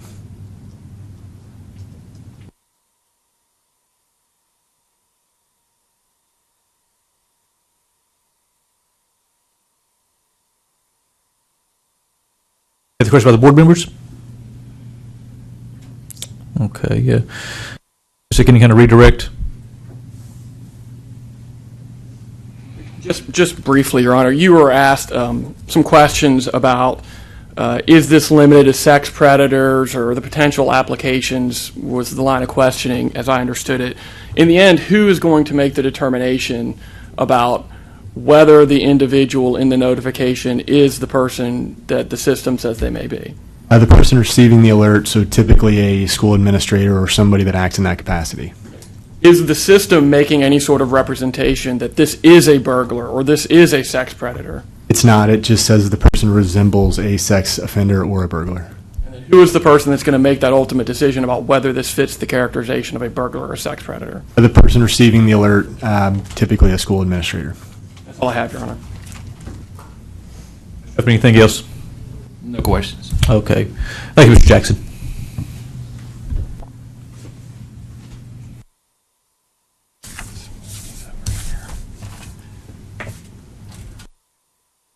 Let me guess, we'll get the next witness here. It's 10:30. Are you okay to go on here? Do we need a break or anything?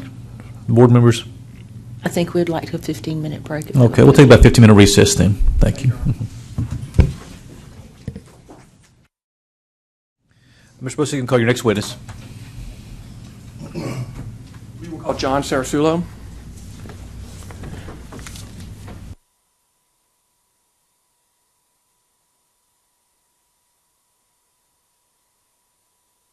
Right hand. You swear to tell the truth, the whole truth, and nothing but the truth, so help you God. Okay, thank you. Have a seat, sir.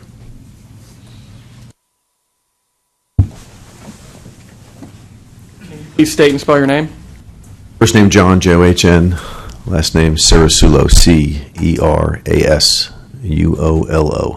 What is your educational background? I have a bachelor's degree in science from the U.S. Naval Academy and a Master of Business from Clemson University. What is your occupation? I'm currently the CEO of ADS Security, headquartered here in Nashville. ADS Security, is that your employer? Yes, How long have you been employed by ADS? 10 years. What is ADS Security?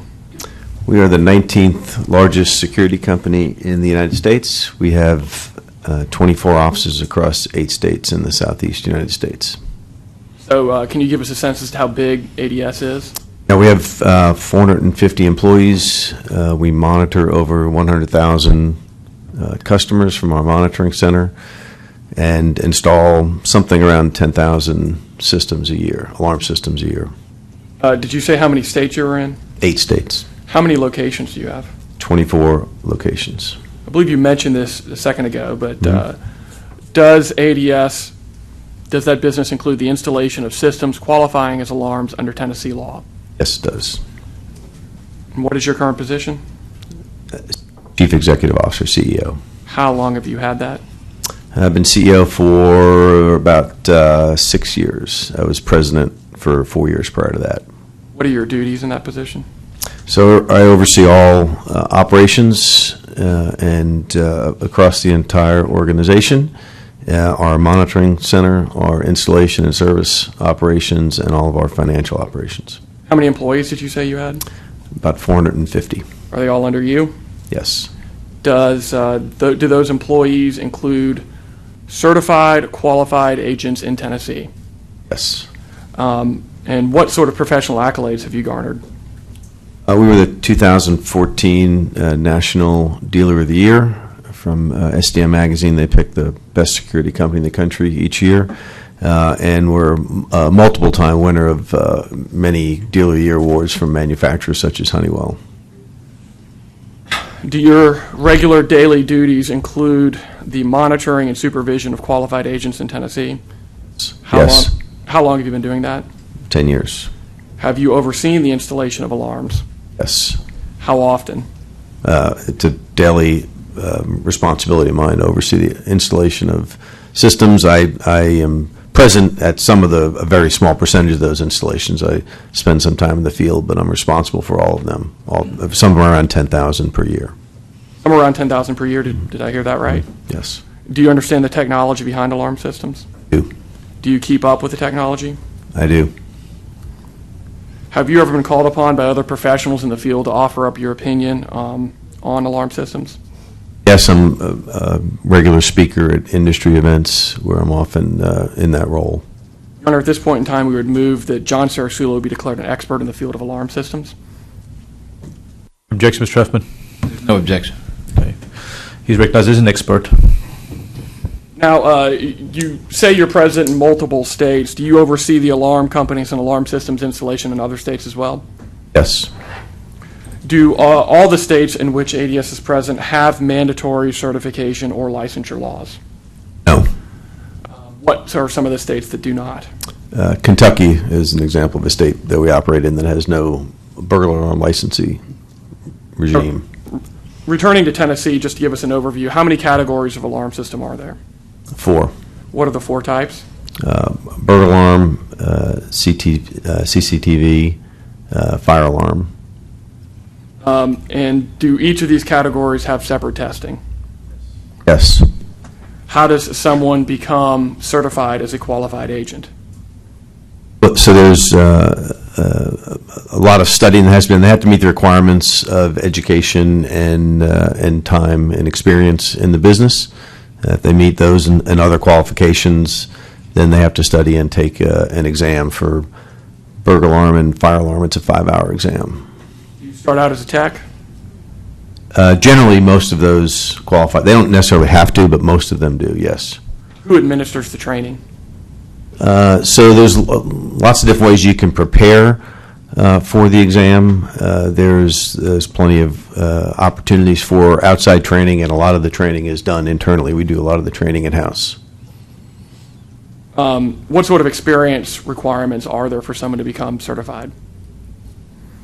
So if you have a bachelor's degree in electrical engineering or industrial engineering, then you need 2 years. If you have an associate's degree, I'm not sure the characterization of it, you need 4, and if you don't have a degree, you need 5 years. So your company does do some of the training? Yes. Are you familiar with the way in which your company and other companies train? Yes. Now, is there also a course that people must satisfy? Yeah, so anyone involved in sales or operations of security of an alarm company in Tennessee has to go through basic level of training within their first year of hiring. That would include the qualifying agent. Who administers that course? Generally done by the state alarm association or the National Alarm Association, and often through the state association. So in this case, it would be the Electronic Security Association and the Tennessee ESA, TNESA. Who makes up that board, or excuse me, the association? So it's alarm companies across the state are members.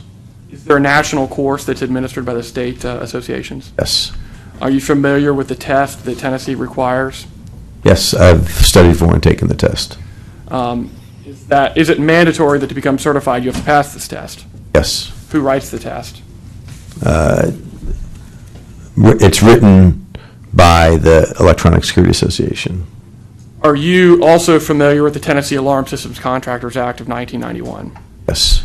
Does that include the definitions of what an alarm system is? Yes. Does that include the exemptions from the law? It does. What was the purpose of the law? Ostensibly, the law is to protect the welfare of the citizens of Tennessee. Is that how people in the business consistently view the law's function? No. How do you know this? From extensive conversations with business owners throughout Tennessee and across the Southeast. What attitude are you referring to? So generally, the characterization of licensing regimes like the one in Tennessee is an effort to reduce competition within that state. How does a licensure certification process reduce competition? So I can give an example. There's lots of ways it does it by presenting barriers to new companies forming, and significantly to keep outside companies from competing in Tennessee. So as an example, I have a friend who has a security company in Kentucky where they don't have a licensing law, and he has a customer with multiple locations, including some in Tennessee. He's not able to do work for his customer in the location or few locations they have in Tennessee. He looked into getting a getting licensed, but it wasn't enough work to warrant the cost and expense of doing it. So he has to tell his customer to go find another contractor in Tennessee to do the work. And I've heard business owners in Kentucky say, we need a licensing law here so we can keep Tennessee companies out of Kentucky the same way Tennessee keeps Kentucky companies out of Tennessee. Thank you. Have you familiarized yourself with Mr. Jackson's product? Yes. Have you seen it demonstrated? Yes. Were you in fact present for the demonstration that was performed here today? Yes. Have you also seen the demonstration on what's been marked as Exhibit 2? That's the video of the installation? Yes. It's actually sitting right in front of you. Do you recognize your initials on that item? I do. And was that an accurate representation of the product? Yes. Now, I'm asking you for your expert opinion. What is your expert opinion about whether this product functions like an alarm system? My opinion is it in no way meets the criteria for an alarm system. We can talk a little bit more about the specific definitions here in a moment, but I wanted to start with a kind of a 30,000-foot view. What is your opinion about whether the product even has any effect on public health, safety, morals, or welfare? I think the product, as described, is a significant product for organizations like schools that are under constant threat to improve the safety, health, and welfare of their students.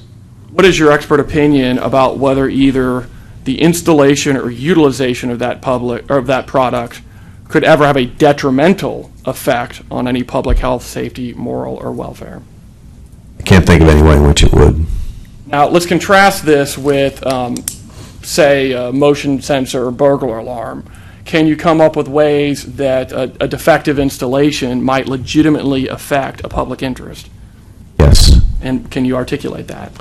Sure. So an alarm system could be installed in a way that could create a fire hazard. An alarm system could be installed in a way that could create some other hazards for employees or residents in a home or in an institution like a school. Now, you've familiarized yourself with that Mr. Jackson's product. Is there any foreseeable way, in your expert opinion, that his product could ever present any kind of a risk of a fire hazard? No. And why is that? Because there's no power over the one wire that he's connecting. It's a commonly used Cat5 cable, and there's simply no manner in which that could create any kind of a hazard like that. What is your expert opinion about how the necessary training to install alarms in Tennessee would affect the ability of a person to install or use Mr. Jackson's product? So I'm pretty familiar with the amount of time and study that's required and the testing regime in place. There's nothing in that course of study or examination that would qualify someone to plug in a Ethernet cable. What is your opinion about how the necessary coursework to install alarms in Tennessee would affect the ability of a person to sell or install or use Mr. Jackson's product? Just simply don't apply. What is your opinion about how the requisite testing to install alarms in Tennessee would have on the effect of the ability of a person to install or use Mr. Jackson's product? There's no relationship between the testing that's required and the ability to install that product. Are you familiar with alarm systems in other states, including those with no certification requirement? Yes. Would the training, coursework, and testing required in the utilization assist in the utilization or installation of Mr. Jackson's product? No. What is your expert opinion about the impact of mandatory certification requirements on the quality of alarm companies? So I have a lot of experience with other alarm companies. We're very active in acquiring companies. We've acquired something like 25 companies in the last 4 years, and I meet with business owners all the time of small companies, generally across all the states in the Southeast. And there's no relationship in my mind, between the quality of the installation of the companies that we meet with and systems that we take over in states that have a licensing regime versus ones that don't. Does that include installers? Yes. Are you aware of a greater risk to the public health, safety, morals, or welfare in those other states? No. In those other states that do not have a mandatory license or certification, does ADS receive more complaints from the public, customers, law enforcement than in other states? No. And that includes states where the installer was unlicensed at the time? That's correct. Do you ever take over systems where they were installed by an unlicensed installer? Yes. And you have unlicensed installers in other states? We do. Do you see any demonstrable difference in the quality? No. Do you see any demonstrable difference in the impact on any public interest? No. With regards to the existing systems that you take over, do you get any more complaints from the public, customers, law enforcement about the systems installed by unlicensed persons that you take over? No. Now, in your expert opinion, does Mr. Jackson's product record, view, monitor, protect against, avoid or reduce the probability of personal or property loss or injury resulting from fire, smoke, heat, burglary, theft, shoplifting, pilferage, or other losses of that type? No. And why not? It simply doesn't meet those specific criteria, and it's pretty clear to me that it's a technology that has been developed since that definition was created, that it wasn't contemplated to include, and it seems to take an inordinate amount of stretching to even consider that system to do any of those things. Who makes the ultimate determination about what to use with the information that Mr. Jackson's product conveys? The person who is designated to receive that alert. In your opinion, does Mr. Jackson's product make a representation that what it is doing is reducing the probability of personal or property loss? Mr. Jackson's system is providing an alert to someone in that organization for them to make that determination. And with regards to the applications, are those applications, strike the question, is the technology designed to protect against fire, smoke, heat, burglary, theft, pilferage, or other losses of that type? No. I want to turn to the second definition. In your expert opinion, does Mr. Jackson's product, does it monitor, detect, or prevent intrusions? No. Why not? It doesn't meet even a minimum criteria for doing any of those things. It's simply providing information to an administrator for them. Who makes the determination about whether or not there has been an unlawful entry? Person that is designated to receive the alert. Does the system itself make a representation that this has been an unlawful entry or an intrusion? No. Turning to the third definition, in your opinion, does Mr. Jackson's product detect and summon aid for other emergencies? No. Why not? Again, it's providing information to an administrator for them to make a decision. It doesn't summon anything. You sell products that meet the definition of monitoring, detecting, and preventing intrusion. Absolutely, yes. And what are those devices? So it's a whole range of devices. It could be fire alarm systems, could be burglar alarm systems, video systems, all designed with those specific ends in mind. How do they function?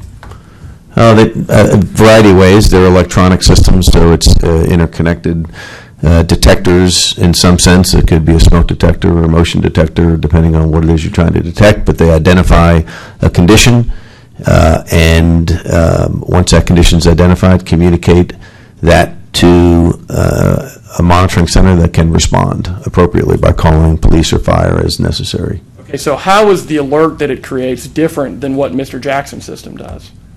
So, an example of a smoke detector, it's detecting smoke in a building or a home, communicating that condition to our monitoring center operators, who then pick up the phone, call the 911 center, and dispatch the fire department. So they take immediate action based on that information. In that case, yes. And the product in this case is designed to do exactly that. Is that right? That's exactly correct, yes. Creating an alert condition. Have I summarized you fairly? Yes. Now, similarly, with detect and summon aid for other emergencies, do you have products that are designed to do that function? And summon aid, certainly. So a medical panic might be an example of summoning aid, where someone pushes a medical button or a panic button in a convenience store, where they would be, we would again be responding to get aid to those individuals. How does the information that the alert condition creates in that application differ from what Mr. Jackson's product does? Well, again, so a customer pushes a panic button in a convenience store that transmits an alarm directly to our receiver in our monitoring center. Our operator receives that alarm and calls the 911 center to alert the police to that location. And that's what it's designed to do, create an alert condition? Yes. Do you see other products coming to the market that are similar in many ways to Mr. Jackson's? There's an extraordinary amount of development going on in video analytics. So there's a lot. Mr. Jackson's product is certainly unique and does some unique things, but there's an extraordinary amount of development in general going on in video analytics to use the output of a camera to identify things, everything from heat patterns for traffic in a store where you might want to know what products people are stopping in front of, to counting people that walk through the door, in some cases, if someone drops a briefcase and walks away, it can identify that. So there's a lot of really interesting development going on in video analytics. So help me understand, these are similar to Mr. Jackson's product in your opinion because they run through existing video cameras and then they provide instant information to an end user that is the one that makes an application of that. That's correct. And again, it's a broad variety of development, but I think you characterized it well. And does that involve analytics software? Yes, in all cases for that. So that's simply a software product as well. Yep, and in some cases it's a separate software product, and in some cases it might be embedded in a camera, but it's a software product. Do you see any reason why those sorts of analytics software are any more of an alarm system than Mr. Jackson's product? It depends on how they're designed and developed, but as a standalone software that takes the output of a camera, in some cases it's going to be similar. In some cases, if it's embedded in a camera, it might have different characteristics. But that's the challenge with all this new technology and development going on. It's very difficult to categorize it in some of the old ways that we discussed and considered security systems. What about other technologies or existing apps like we have on our phone? Can you think of any of those?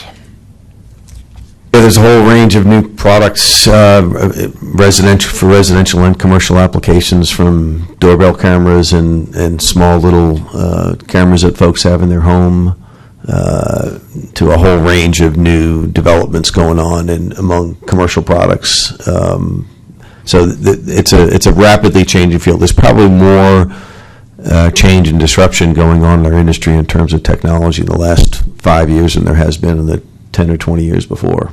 Do you see any way to shoehorn the existing definitions of an alarm system upon those technical applications? I think it's pretty clear from someone who's been in the industry a long time that the definitions are outdated, and it's very easy to think of new technologies that are coming up that simply don't fit in the descriptions that were like those in the description of an alarm system in the code. Are there apps that you have on your phone that are software that monitor your movement and provide you information based on that? Sure. So we have a lot of customers, myself included, that have systems that are capable of having cameras that might send you a video clip whenever there's motion in front of it, or a doorbell camera for when someone leaves a package at your door. So those are very, very common today. Do you ever use Yelp? Yes? Is Yelp capable of telling you where you stand and give you information about what's around you? Yep, sure is. What about Waze? All the time, yep. Can you think of any way in which things such as Tennessee's mandatory certification process facilitates either the installation or utilization of any of these emergent technologies? No. So forcing somebody to undergo that process would not make the product any cheaper, better, or more effective or safer. Is that fair? That's fair. And I think it's pretty obvious in this case when you look at the installation of that system, that burdening a business with going through the requirements do nothing to further public interest and only harm it by making it more expensive for that system to be purchased by consumers in Tennessee. Now, are you two aware that Tennessee alarm systems law has any number of special exemptions in it for certain companies? Yes, I am. Are you aware of the exemption that allows a company that does not provide monitoring service and has $50 million or more in annual sales, whose product requires no internal building wiring to install? Yes. In your opinion, does a company meeting that exemption resemble Mr. Jackson's? It's hard to understand why an exemption like that would exist, and the mere fact of having a certain amount of revenue makes an organization no more capable of installing a system than a company with less revenues. Now, does Adam's system, or excuse me, Mr. Jackson's system, as you understand it, require internal building wiring to install? No. And is he providing what you would characterize as a monitoring service? No. So the only reason why this exception doesn't apply to him is strictly because he does not do $50 million in sale? Correct. Does this sort of a company more directly affect public health, safety, morals, or welfare than Mr. Jackson's? No. Another one would be electrical, mechanical, or HVAC contractors who are licensed and do not provide direct sales, monitoring, or installation or maintenance of alarm systems. In your opinion, does a company that meets this exemption affect more directly public health, safety, morals, or welfare than Mr. Jackson's? Absolutely. It's hard to imagine a justification if the licensing requirements are so important to the health and safety and welfare of Tennessee citizens, why the fact that a company happens to also do HVAC work make that less important for their customers. To conclude here briefly, what is your opinion about whether Mr. Jackson's product is an alarm system? My opinion is that Mr. Jackson's system is not an alarm system. May I just have one moment, Your Honor? Sure.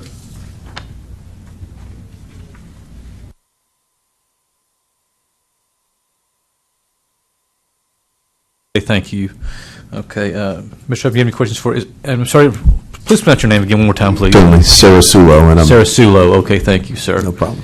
Any questions, Mr. Huffman, for Mr. Sarasulo? We do not have any questions. Okay, thank you. Okay. Or do you have any questions for Mr. Sarasulo? Do you do video monitoring at your company? We do. How would you compare that to this product, and how are they different? So the video monitoring that we do is tied in with an alarm system. So we call it video verification. So if a customer had, for example, a warehouse door in a commercial building, and we received an alarm from that door, let's say the system was armed, it was on the middle of the night or a weekend, our operators would get a video clip from a camera looking at that door to identify what the conditions was to help them with response and to provide that information to the 911 center when we call them. Do you do any that has analytics in it, such as like VideoFide or Check Video or anything like that? We don't. Okay. If you did, do you think those would be similar, or would have any? How do you feel those compare to Mr. Jackson's product? I'm not sure I understand what. Are you familiar with VideoFide and Check Video? I do not know Check Video. I've heard of VideoFide, and I've seen a demo of their product, but we don't use it, and I don't know that I'm expert enough in it to comment. And then some of the stuff you were talking about, you'll do an alert, or you get an alert, and you'll then notify someone. Do you not? Right. Do you at times ever have where you call the subscriber and they make a decision on what to do on those alerts? Yeah, so in some cases, depending on the type of alert device and the condition, sometimes we call 911 center directly, and sometimes we would call a call list for the subscriber, and it's an effort to reduce false alarms. So we call the subscriber and to determine if they know if it was a false alarm. Sometimes folks will open their door and come home and not realize they're on their alarm system and not get to it in time. So we'll call to verify before we'll call the police. So in those cases, you're not always purporting that the person on the scene is a criminal. You're leaving some of that up to the homeowner or business owner. So it's not so much the person, it's to identify if the consumer themselves tripped the alarm as opposed to an intruder. Okay. And you mentioned something about you don't think any of the training would be applicable. Do you think, is this product like IP-based, since it uses Ethernet, it would use networking and stuff like that? The product that we're talking about, Mr. Jackson's product? So you connect an Ethernet cable to direct the video feed to the software. Do any of your technicians deal with stuff like that when they put in a camera system or? Sure, I would describe it as an ancillary part of installing a video system, connecting an Ethernet cable. So they certainly do that. Is there not training that's part of what you do to be a qualified agent that covers things like that? Well, connecting an Ethernet cable is probably something we assume any employee in an organization would be able to do without any kind of training. You don't give your employees any training for IP to connect an NVR to the network, or? Sure. So the dealing with the software and setting up the software is part of our training that we would give, not the connection of the Ethernet cable. Again, that's pretty routine. But you don't think that has any application whatsoever to Mr. Jackson's product, to be able to have knowledge of networking? So having seen the installation of his product, there's nothing that we would do in the training of our employees that would make it any easier to do what he did in his demonstration and what I saw in that video. Okay, and if someone was installing this system and they're installing it in schools and we're protecting kids, do you think that it would be good if they were a sex predator? If they themselves, they could take themselves out of the system and do things like that? No, I don't think it would be good if a sex predator had access to a system that was designed to protect a school. Could a sex predator work in your business or could they get licensed with your business in Tennessee? It depends on the decision of the board, but anyone that doesn't meet the criteria would have to get approved by the board. Okay. That's all I have. You named 3 of the categories a while ago that are covered by the Alarm Systems Contractors Board. You named, I believe, burglary, fire, CCTV. What's the 4th one?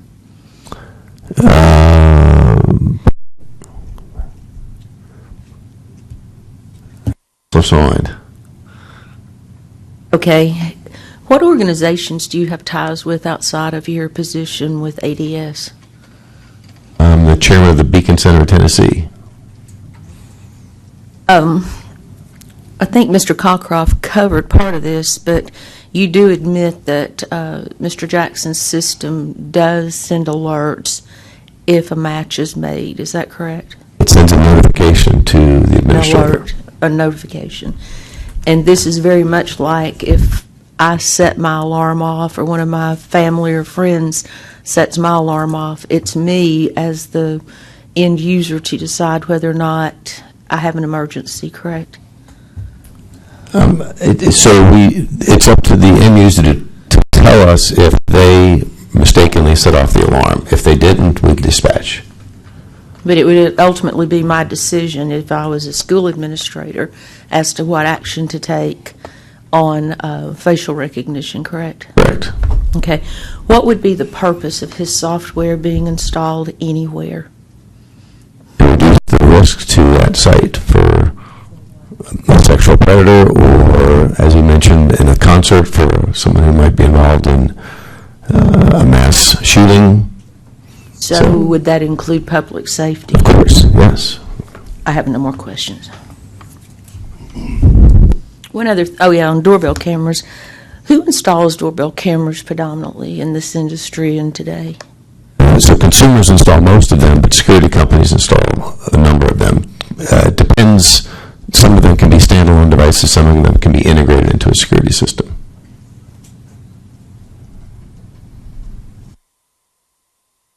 I think I want to ask Mr. Crosscroft's question a little differently than he did. I think I completely understand how Mr. Jackson's system works and how it's set up.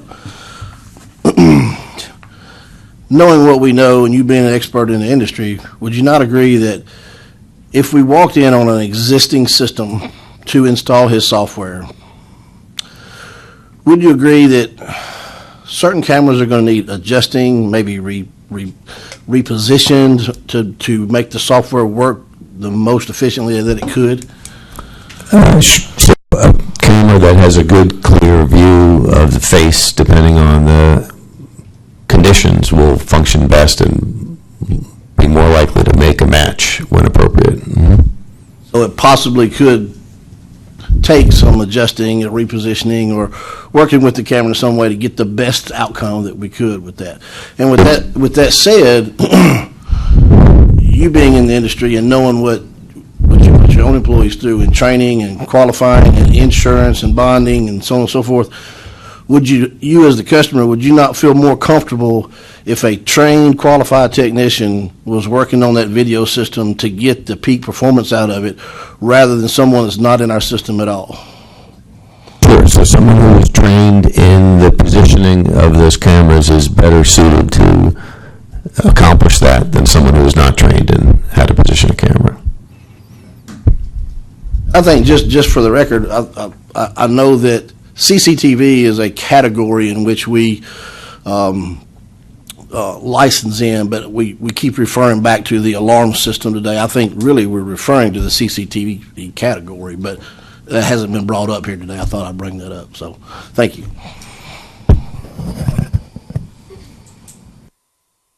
Further questions by the board? I have one other question. On the training, and let's go back to that issue. Are there independent companies that provide training for these different certifications in Tennessee? Sure. Continuing education training in particular, but yes, there are. But also the basic requirements, those are independent companies. Those are not state companies that issue these training classes, correct? That's correct. Okay, I just wanted to clarify that because you mentioned TINSA and state courses, but there are independent companies in business in Tennessee that can administer these tests. Yes. Training. Mm-hmm. Okay. Thank you. Any further? Okay. Any redirect? Just briefly, Your Honor. Mr. Sarasulo, you were asked a couple of questions, and I just want to provide a little follow-up. One of the questions pertains to whether or not you ever call customers when you get an alert condition. Do you recall that question? Yes. Mm-hmm. What happens if the customer does not answer? We call the police or the fire department. And when you are calling that customer, what are you telling them? We're telling them, it depends on the circumstances, but generally we're telling them we have an alarm from your home, from your front door. Are you there? Are you having a problem with the system? Is everything okay? If they tell us their password and they say, I was just slow to get to my keypad, then we disregard the alarm. But the alarm has already indicated that there is some kind of unlawful intrusion in there, correct? That's correct. Yes. Now, the end user might have the capacity to belay that on the back end, but isn't it true that you have already created an alert condition? Yes, and if they don't answer their phone, we call the police. Isn't it also true that these are systems that are already functioning as an alarm? Correct. And how are they already functioning as an alarm? Well, they meet the definition of alarm. They're an armed system that's identifying a door, a window, some device being tripped by someone while the system is armed. You were also asked a question about whether or not you provide training and connecting to IP and whether or not that would be helpful to what Mr. Jackson does. Do you recall that question? Yes. I believe your answer was that you did not think that would be terribly relevant to what Mr. Jackson was, but assuming for a moment, putting that aside for a moment, what percentage of the actual training that you offer in the total training package is dedicated to connecting to IP? 0. Okay. So very, very little, if any. Is that fair? Yes. Yes. Do you also give your employees training in things that have nothing to do with alarm systems? For instance, let me ask you this. Do you give training in customer service? Yes, of course. Is that an alarm system? Does that make them an alarm system? No. So you provide training in things that are not necessarily, strictly speaking, pertinent to the installation of an alarm system? Yes, of course. You also asked a question about would you employ a sex predator. My question to you is, do you have employees that are only alarm systems installers? Yes. Do you have secretarial personnel? Yes. Do you have attorneys? Yes. Would you be equally reluctant to employ a sexual predator at any of those positions as you would an alarm installer? Yes, of course. And we have ways to ensure that's not the case. You were also asked a question about your involvement with Beacon Center, which is, of course, where I work. Why are you the chairman for the Beacon Center? So I'm the chairman of the Beacon Center because I believe in the mission of the Beacon Center and their efforts to ensure individual liberty and free markets in Tennessee. Does your involvement with the Beacon Center change your opinion? No, I have an opinion, and my work on the Beacon Center is because I believe in its mission. So Beacon Center didn't cause you to think a certain way. You think a certain way, so you're affiliated with the Beacon Center. Do I have that correct? That's absolutely correct. Have we offered you any compensation in exchange for your testimony here today? No. Are you, in fact, burdening yourself by getting off work and coming here? Yes. Also, maybe self-explanatory, but does it actually, in some ways, act counter to your interest to make it so Mr. Jackson can offer that license? Sure. So a lot of people in positions like mine would hope to restrict Mr. Jackson from our industry and from our business so that we would have the opportunity to resell his product at a profit. I think that's all I have, Your Honor. Anything? Read across. No, we don't have any questions. Okay. Board members, are we through with this witness? Okay. Thank you, sir. Okay.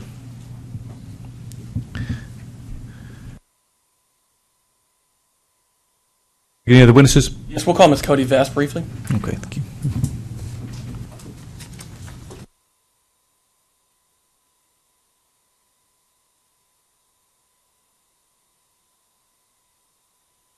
Tell the truth, the whole truth, and nothing but the truth, so help you God. Yes. Okay, thank you. Have a seat, ma'am.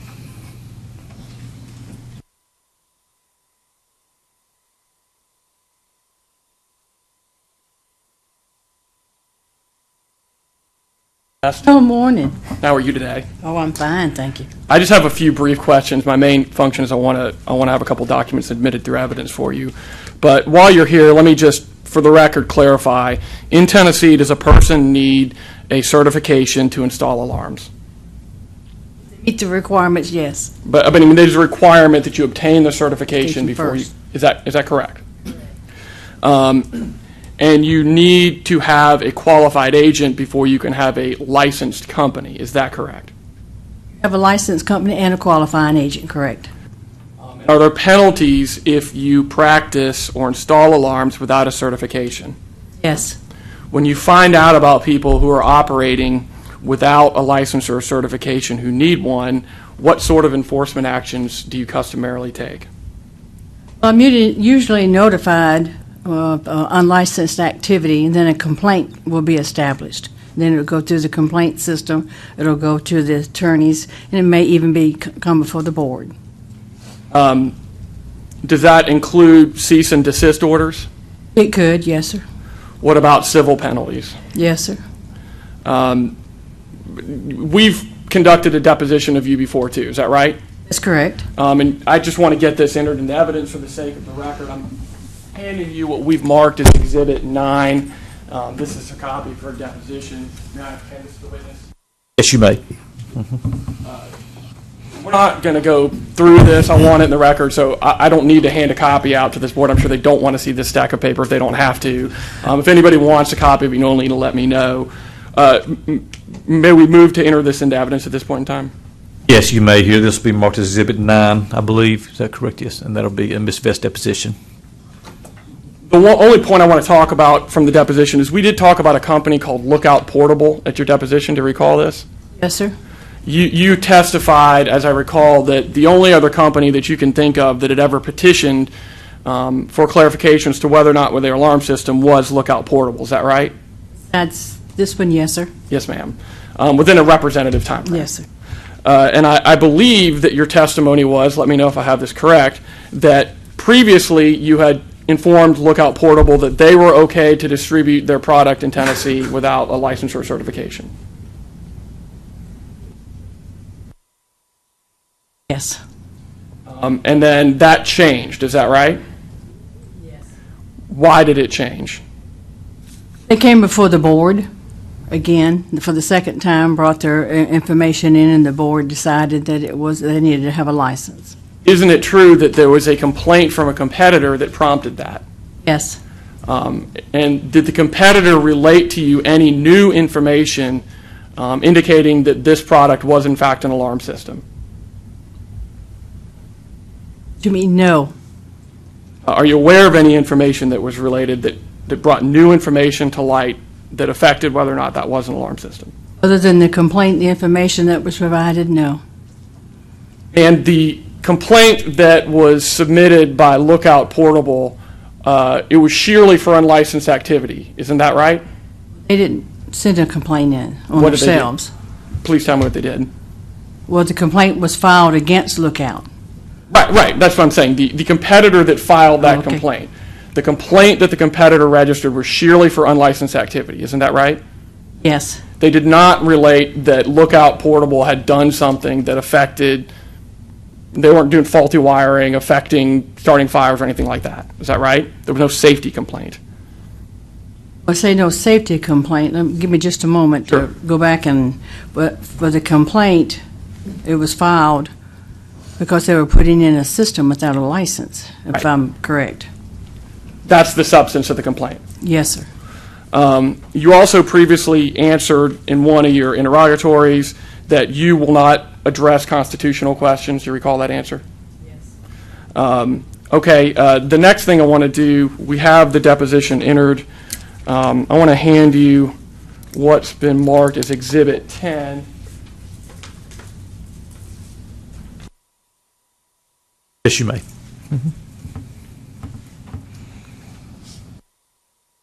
Recognize that item. Yes, sir. What is that item? This is a letter sent to us sent to the board on August the 24th of 2018 from Senator Mike Bell. Is that an accurate copy of the letter? Yes, sir. We'll move to enter it in evidence. The letter from Senator Bell will be marked as Exhibit 10. Can we please hand out copies to the board? Yes, you may. Thank you.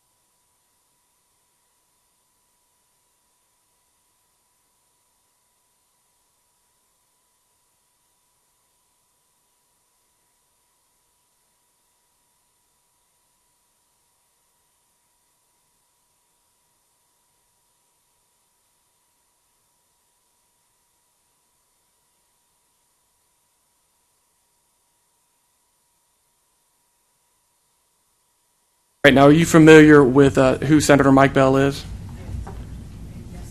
Who is he? Senator Mike Bell. Do you know what committees or chairmanships he holds? It says here that he's the chairman, government operations, judicial, energy, agricultural, and natural resources. You're familiar with the letter in question that's been entered as Exhibit 10? Yes. And in it, he mentioned something called the Right to Earn a Living Act. Are you familiar with the Right to Earn a Living Act? Yes, sir. Your Honor, at this point in time, I'll have to approach the witness again and hand her what we've marked as Exhibit 11. Approach.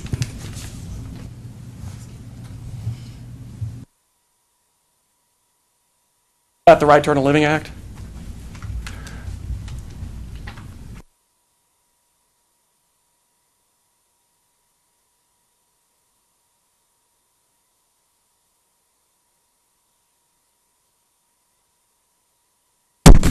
Oh, excuse me. Yes, sir. We moved into that as Exhibit 11. What's Exhibit 11? Now, returning to Senator Bell's letter, what is... Do you want to hand one to the board members also? Oh, excuse me. I'm sorry. Thank you, Your Honor. That's fine.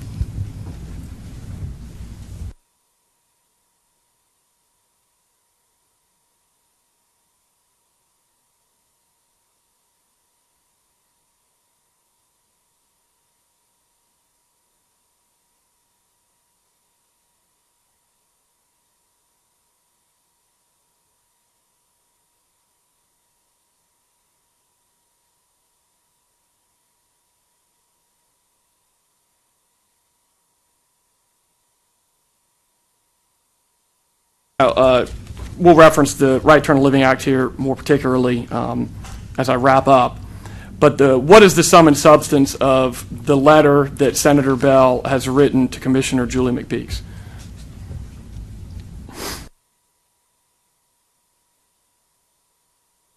What he's saying, and he's writing here, saying he was tasked with the implementation of the Right to Earn a Living Act, and he's asking the Julie McPeak, and I received a copy, and Vivian Hickson, the chair, received a copy, for us to consider whether Mr. Jackson's product is an alarm system.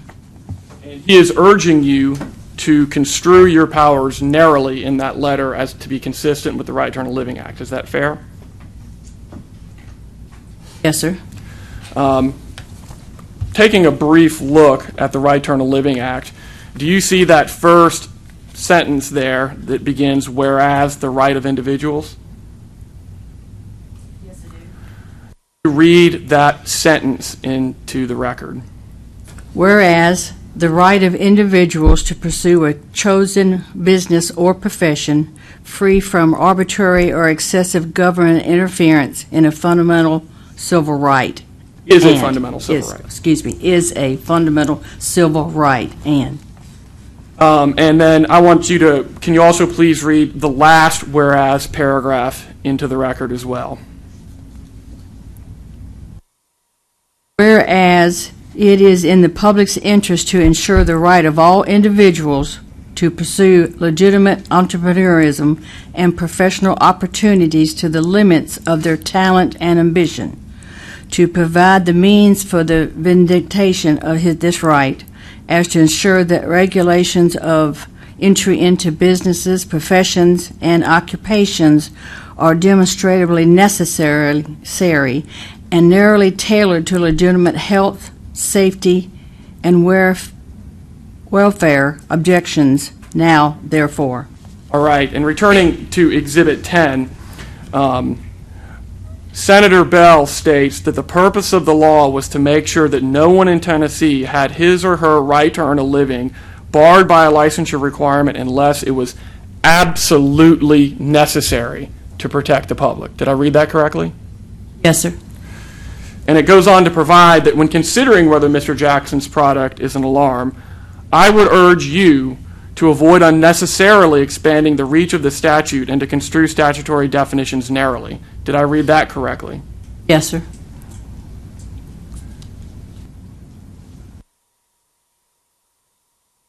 Second, Your Honor.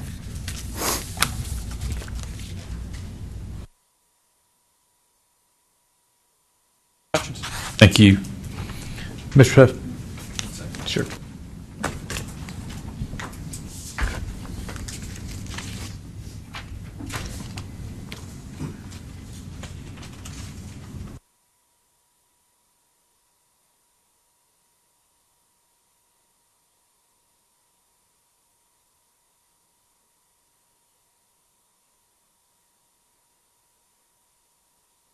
Chris, do you recall what Lookout was about? Like what product that was? Oh, you'd have to refresh my memory on exactly what it was, yes. Was it a panic button? Yes. Okay. So in your opinion, does Lookout's product have any similarity to Edge AI's Your product? Honor, I don't think she's been qualified to give an opinion. She's a lay witness at this point in time.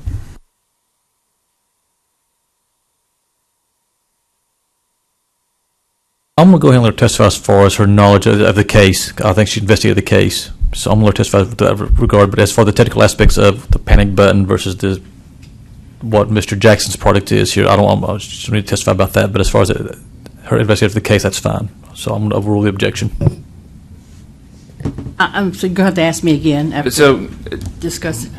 do you believe that Lookout's product is any similar to Edge AI's product? I didn't see any similarity. Okay, thank you.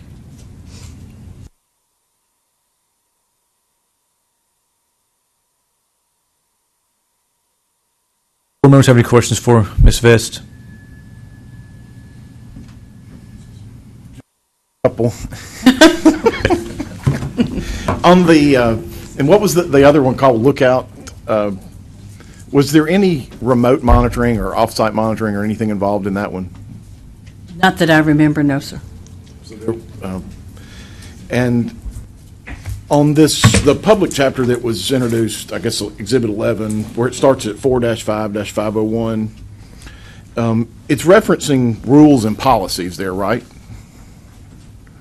Yes, sir. It doesn't say anything about ignoring laws, right? It's saying,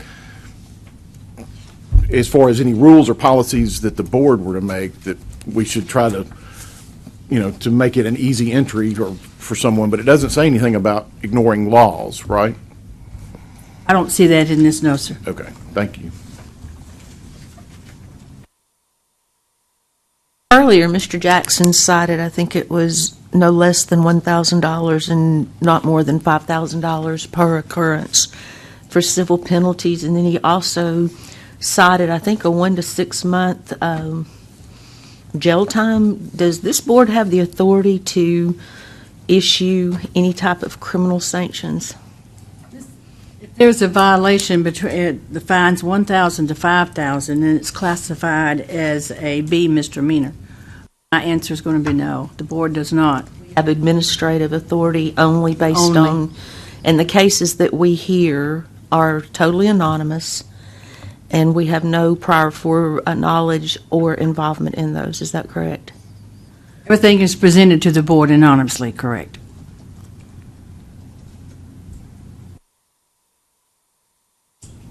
Questions by anybody?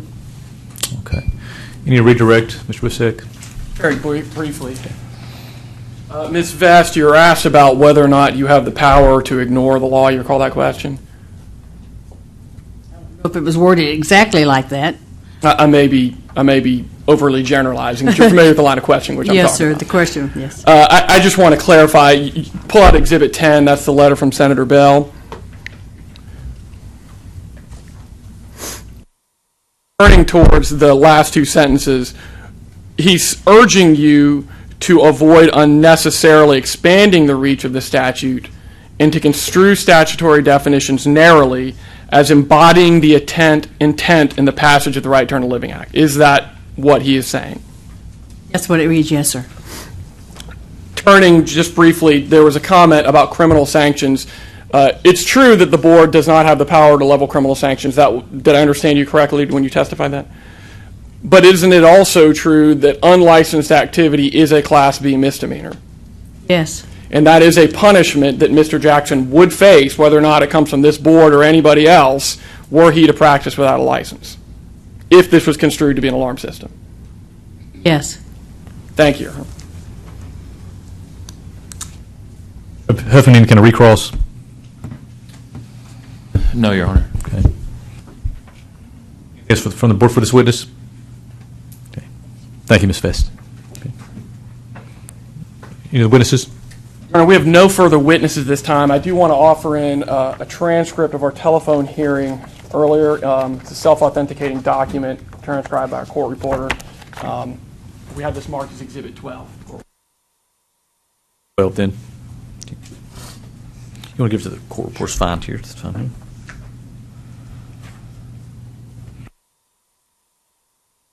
That was a pre-hearing transcript.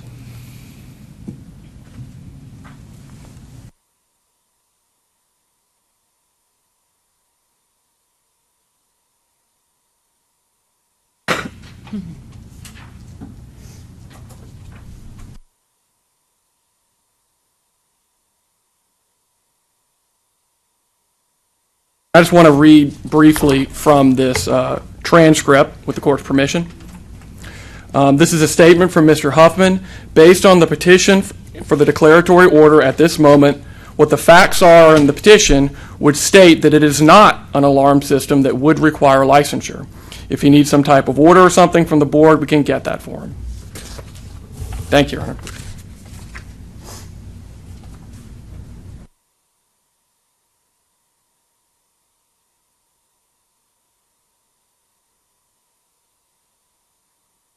That concludes our proof.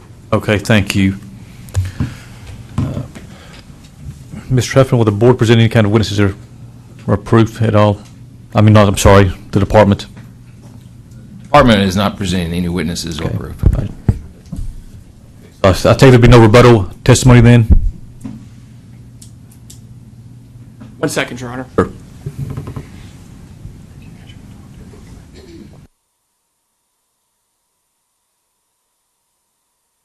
I think we're fine, Your Honor. Before we get to closing arguments and I charge the board here, let's go take about a 5-minute recess. Okay.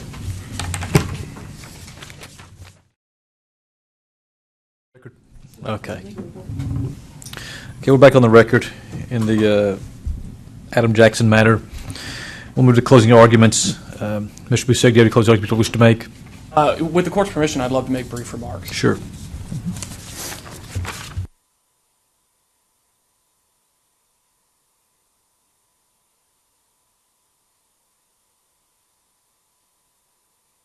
Thank you, ladies and gentlemen, for your time. I know it's not easy to take time out of their busy schedules to schedule these things, but it is important, and I know Mr. Jackson appreciates your time and thoughtful consideration as much as I do. To just jump straight to it, the evidence here is uncontroverted that Mr. Jackson's system does not meet Tennessee's definition of an alarm system, such that the application of that definition to his product would present a clear-cut case of the board exceeding its statutorily designated authority. Regulatory mismatch, in other words. The proof came in 3 forms. We first heard from Mr. Jackson. Mr. Jackson described you his product. It is a simple software solution that works through an existing closed-circuit TV. Mr. Jackson's system is no more than a common software upgrade. We also heard the testimony of our expert, John Sarasulo, whose testimony was also uncontroverted. He testified in great depth about his familiarity with the process, and he testified that there was absolutely no reason why this met any of the definitions of an alarm systems law. I want to talk just briefly in a second about those definitions. Remember the term I told you when I began, statutory elements. So the question before the board is going to be, does Mr. Jackson's product fit the statutory elements of an alarm system? It's inconsequential whether or not Mr. Jackson's system resembles an alarm system, or whether Mr. Jackson's business day-to-day in some way resembles the business day-to-day of an alarm system. The board is bound by these specific statutory definitions, and the board, as I will discuss momentarily here, should be adopting the most narrow construction of those definitions as possible.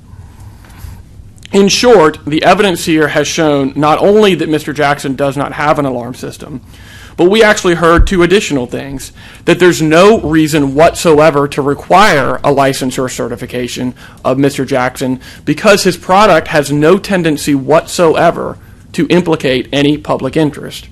Now, we have a general sense as to why the alarm law exists. If you have faulty electrical wiring, it can pose fire hazards. It's very clear to see why there's a public interest involved in that. Here we are talking about plugging in an Ethernet cable. There's every bit the public interest here that there is in requiring cable installers or electronics equipment installers to have a license. There is no public interest here, and thus this is not something that the board should wish to impose on Mr. Jackson. The other thing that we heard based on the collective testimony is that the training, testing, and coursework that we require of qualified agents from this state would not do anything to make Mr. Jackson's product better or more effective because he needs 5 years of experience, because he doesn't have a high school degree. What the effect of that would require is him doing 5 years of stuff that in no way resembles his product. And throughout that 5 years, he would come out of it, and he wouldn't be any better to do what it is he wishes to do. It is, in other words, a completely pointless chore. Now, I'm sensitive to the consideration that Mr. Jackson's experience may perhaps give him the ability to waive in it. But that's not the only burden that comes from falling under the board's authority. Mr. Jackson would have to run an alarm system. He would be subject to the board's authority for all of the regulations which really have nothing to do with his product. It would also subject him to the cost of making an application and all the other attendant costs that come from board compliance. So the experience level is only one concern, but it is not the only concern. As a final matter in closing, you should consider your powers to be very narrow.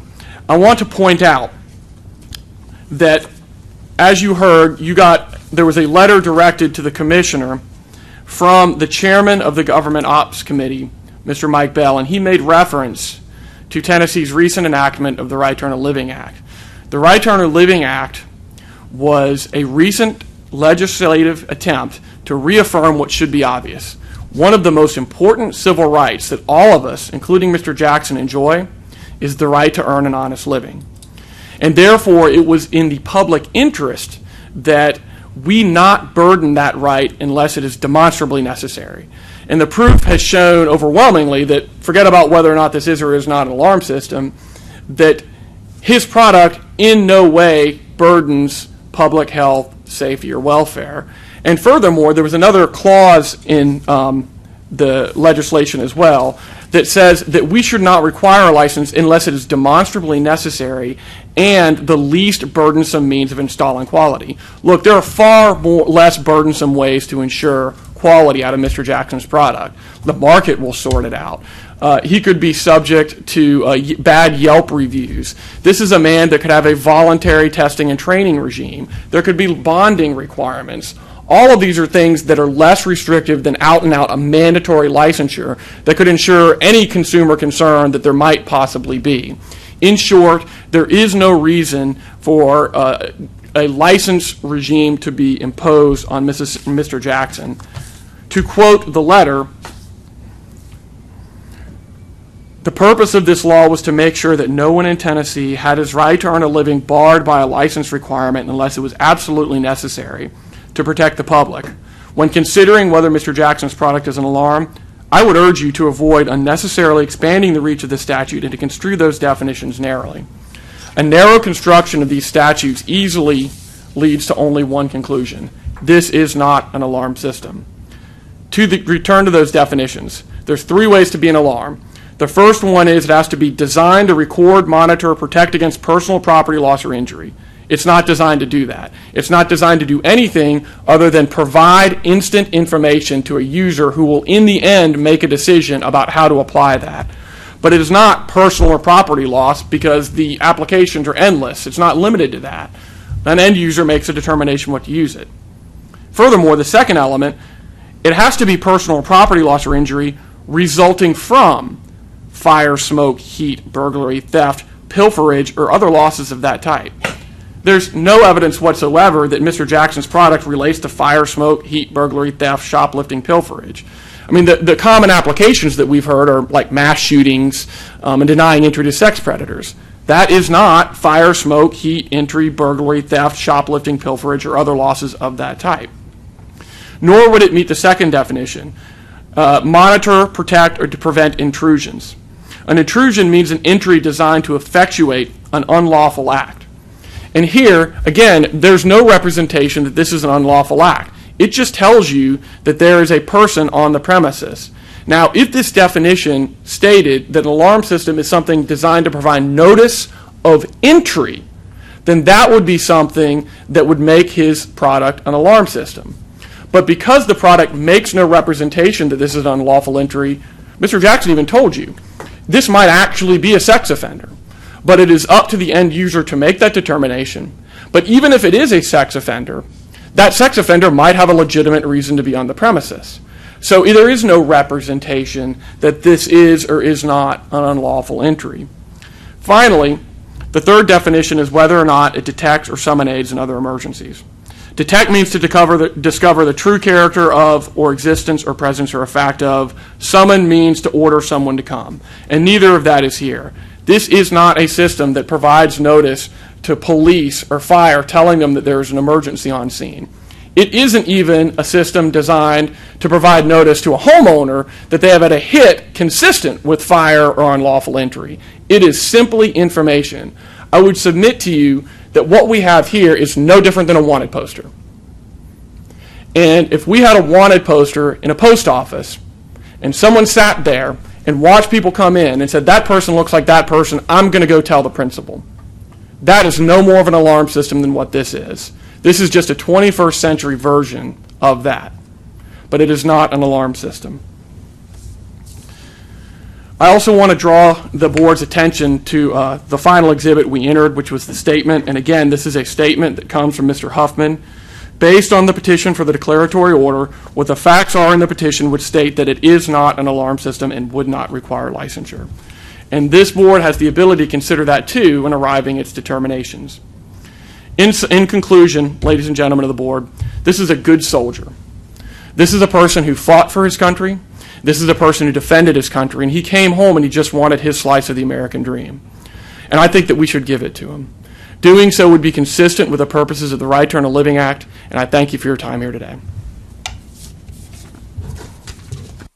Thank you. Mr. Hubbard, you wish to make a closing statement at this? I know you didn't present no proof, but you would like to make a closing? Yes, Your Honor. Go ahead. Well, at first, I really didn't have a closing. But you've heard this last statement that was entered into the record that I said on a telephone conference. I want to make something clear that it's out of context because it was a 30-minute conversation. It was also a pre-settlement or pre-hearing settlement agreement or negotiations.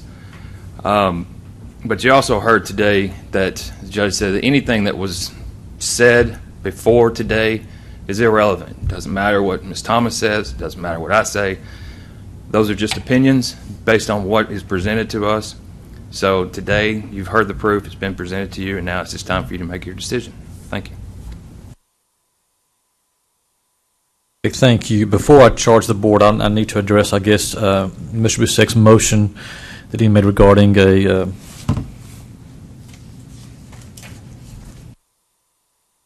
special instructions to the board here.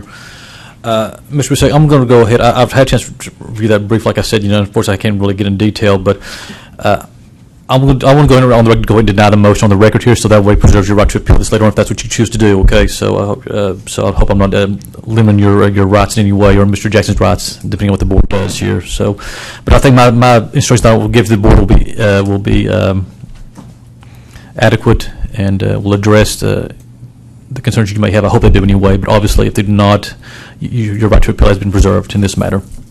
Okay. Thank you, Your Honor. Okay.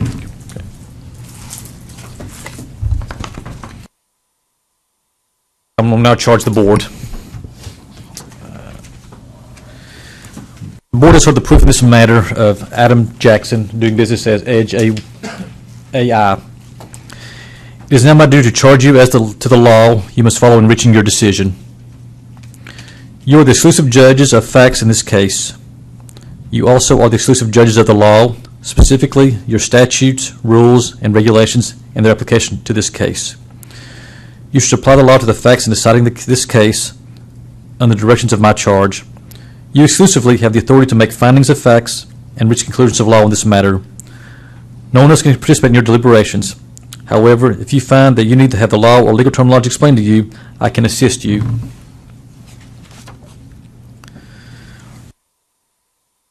The respondent here today has asked for a declaratory order deeming that his product is not subject to licensure by this board. It is his burden, the respondent's burden, to prove these allegations by proponents of the evidence. Do not confuse this standard with a higher standard of beyond a reasonable doubt used in criminal court proceedings.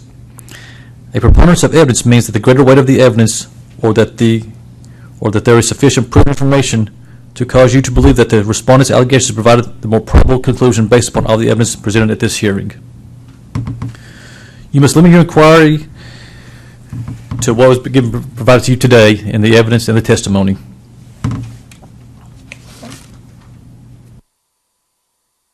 Evidence consists of the testimony given by the witnesses during this hearing and the exhibits introduced into evidence, which you may review during your deliberations, and any facts which you may have stipulated by the parties. Statements and arguments by the attorneys in this case, and documents in the technical record such as the, well, there is no technical record, so we can skip that part of it, I'm sorry.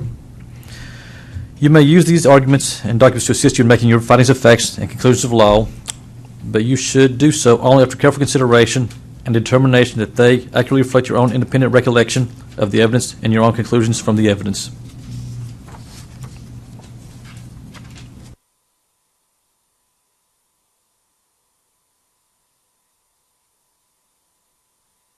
Expert testimony. Usually witnesses are not permitted to testify as to opinions or conclusions. However, a witness who has scientific, technical, or other specialized knowledge, skill, experience, training, or education may be permitted to give testimony in the form of an opinion. Those witnesses are often referred to as expert witnesses. You should determine the weight that should be given to each expert's opinion and resolve conflicts in the testimony of different expert witnesses, which was not one of this matter. You should consider the education, qualifications, and experience of the witness, the credibility of the witness, the facts relied upon by the witness to support the opinion, and the reasoning used by the witness to arrive at their opinion. You should consider each expert opinion and give it the weight, if any, that you think it deserves. You are not required to accept the opinion of any expert. In your order, you must articulate the standard of care applicable to this case. With regard to hypothetical questions given to the expert witness, an expert witness who was asked to assume that certain facts were true and to give an opinion based upon that assumption. This is called a hypothetical question. You must determine if any fact assumed by the witness has not been established by the evidence and the effect of that omission, if any, upon the value of the opinion.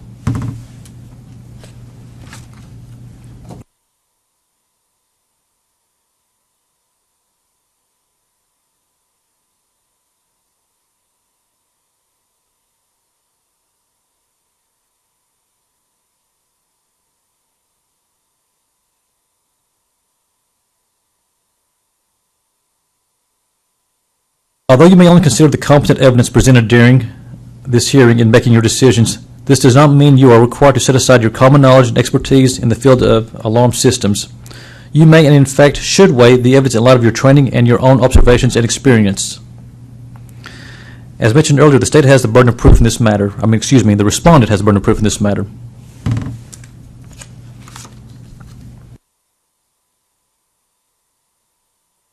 The Administrative Procedures Act specifically requires your order to contain 4 sections. 1, findings of facts. 2, conclusions of law. 3, a decision regarding any action to be taken. And 4, the policy reasons for your decision and determination. Policy reasons, and I'll go over that in more detail just in a moment here. In making findings of facts, you must make your own evaluation of the testimony given by each of the witnesses and any documentary evidence admitted. You must then give that testimony or other evidence the weight and credibility that you deem proper. You may weigh the evidence in light of your own training and expertise. Once you have made your findings of facts, you must decide if the respondent's product meets the definition or not of an alarm system. Your decision must include sufficient analysis of the evidence to clearly demonstrate how you arrived at this decision. Your conclusions of law should make appropriate specific references to your findings of facts to articulate linkages and connections between the two sections of your final order.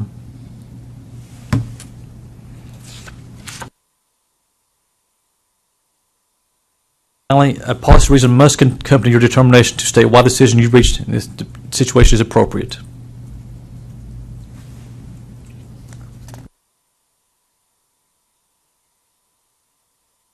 Your deliberations must be audible in public before all parties.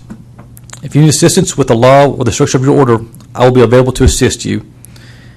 It is inappropriate for the parties, their counsel, the witnesses, or the board staff to participate in your deliberations. Any action taken by the board must pass by a majority vote of the panel. So for today's actions, it'll take 3 of you to pass anything or to take any action. Okay, does either party have any proposed findings of facts they wish to just present to the board? I did prepare some late last night. Sure. Yes.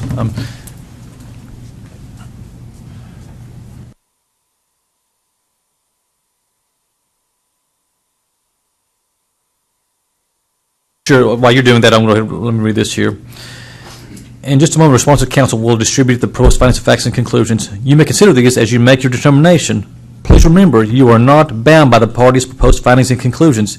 Instead, these are only submitted as a guideline as to what counsel thinks the proof has shown. It is up to you to determine what has actually been proven. Okay.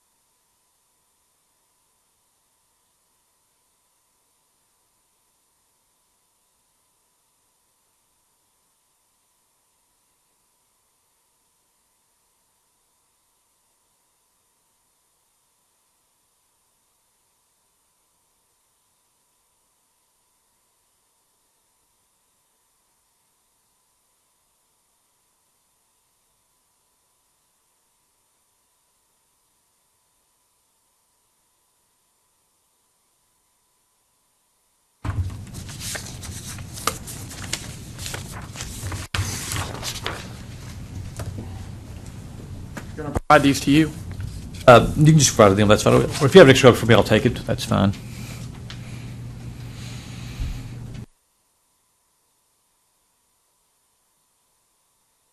Did you want to see this? Did you need a copy also to review? Do you have an extra copy for me? Not my final copy, but that's I know fine. what it says, so Are you take a look at it. Well, you can have my copy if you need to, then that's fine. I think I'm fine for now. Okay. I may take you a while. Okay, sure. Okay. Unless there are questions from the board concerning my charge, I will now turn the hearing over to the board chairperson to preside over the deliberations. After which you will make findings of facts, reach conclusions of law, and a decision regarding the issue of licensure, and give your policy reason for your decision.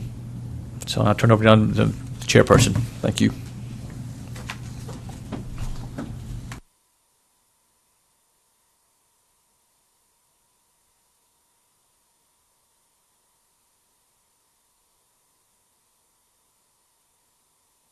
Certainly, yes, ma'am.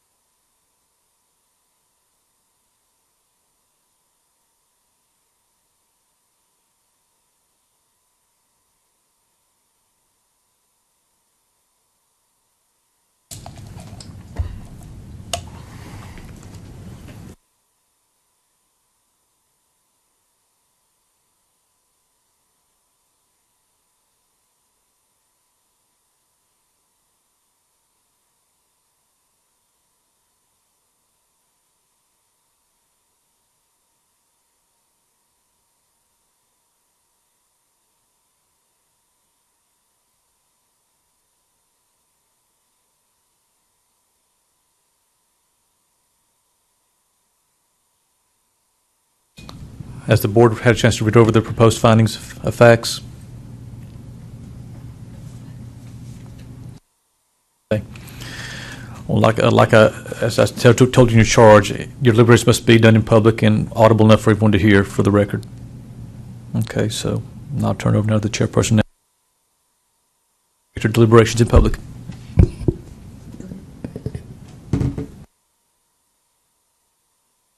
Pull your mic down. Oh, I'm sorry. In general.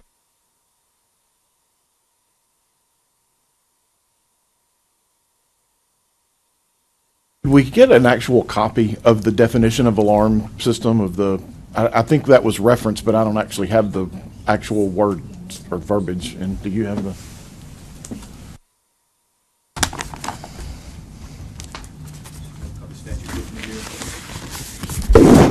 I think that's on the copy I have. Well, I've got it in the, hold on, it's in the transcript here.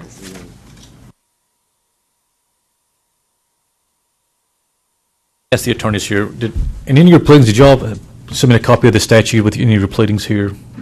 I believe it's in the petition. It's in parts of it's in the transcript. I guess they would probably need the whole thing, though, instead of just parts of it here, if that's what y'all need to look at. I have a print up of it too, if that would help. I'd like the board could look at that. If sure, thank you. Mr. Busecki will have a copy of the statute. I think Mr. Cowcroft would request that. Is that correct? I have. He has my copy of the state law with him. Okay. Oh, okay. But it's all of it. It's not all just okay. one particular. But inside the transcripts, the TCA is defined. If you want to approach to give that to the board, that's fine. If you'd like to let them. Ms. Hickson, I have a copy. This is Tennessee Code annotated 6232-303. The definition of alarm system is the very first one. So.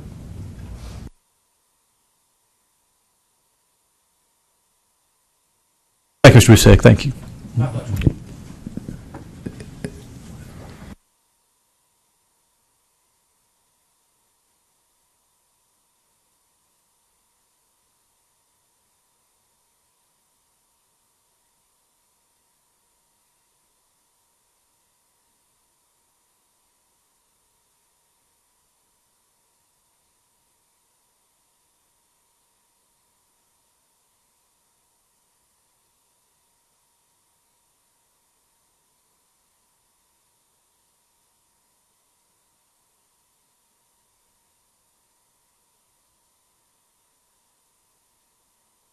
My feelings have not changed greatly. I mean, my concern is still that is for the public safety of the general public. The Alarm Contractors Board was not set up to prevent fires or other things.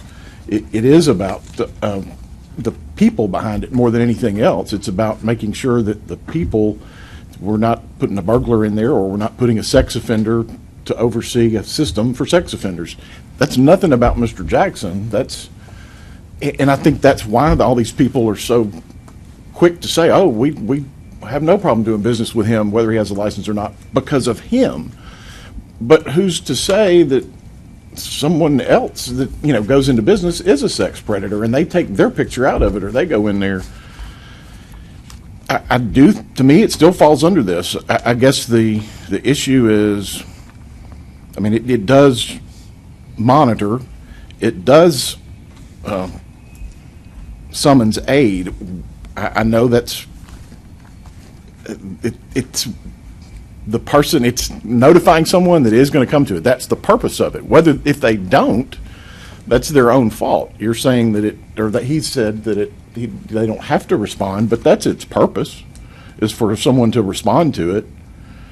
I guess the problem I have the most with is where is the types of loss they talk about, whether it's property loss or injury. They talk about personal or property loss. To me, personal loss would be a kid getting molested. I mean, that to me is personal loss. Maybe I'm looking at that wrong. Well, my question on this, the big thing I see is he's got a product. It's a dividing line. We've got a product, and then whether he's actually installing the product.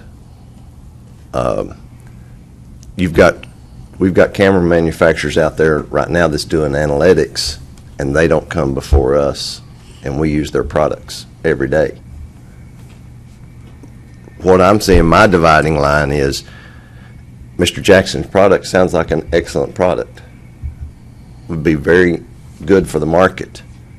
Now, whether if he's going out and installing and consulting and all that, now that becomes a licensed product or person, not the product, but the person. Right. I think that's what I see. That's my problem too. I think it's a great product. I said that when it came up before. I do think it's needed. I don't think this is a huge burden for licensure. I do think it comes under it.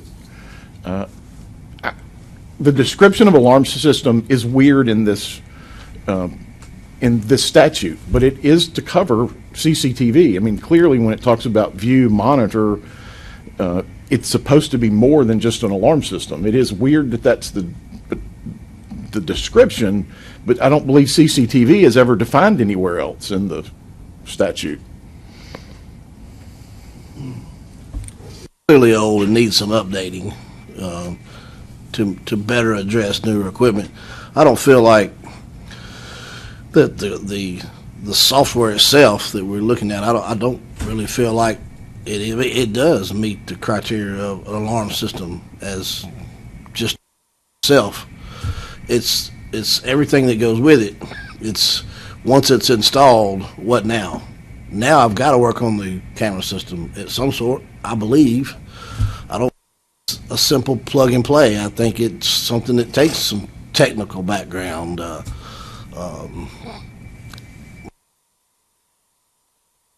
It's not clearly addressed in our law as it sits, and that's the part that bothers me, I think. But I don't think that the product, the software itself, meets the criteria of just an alarm system.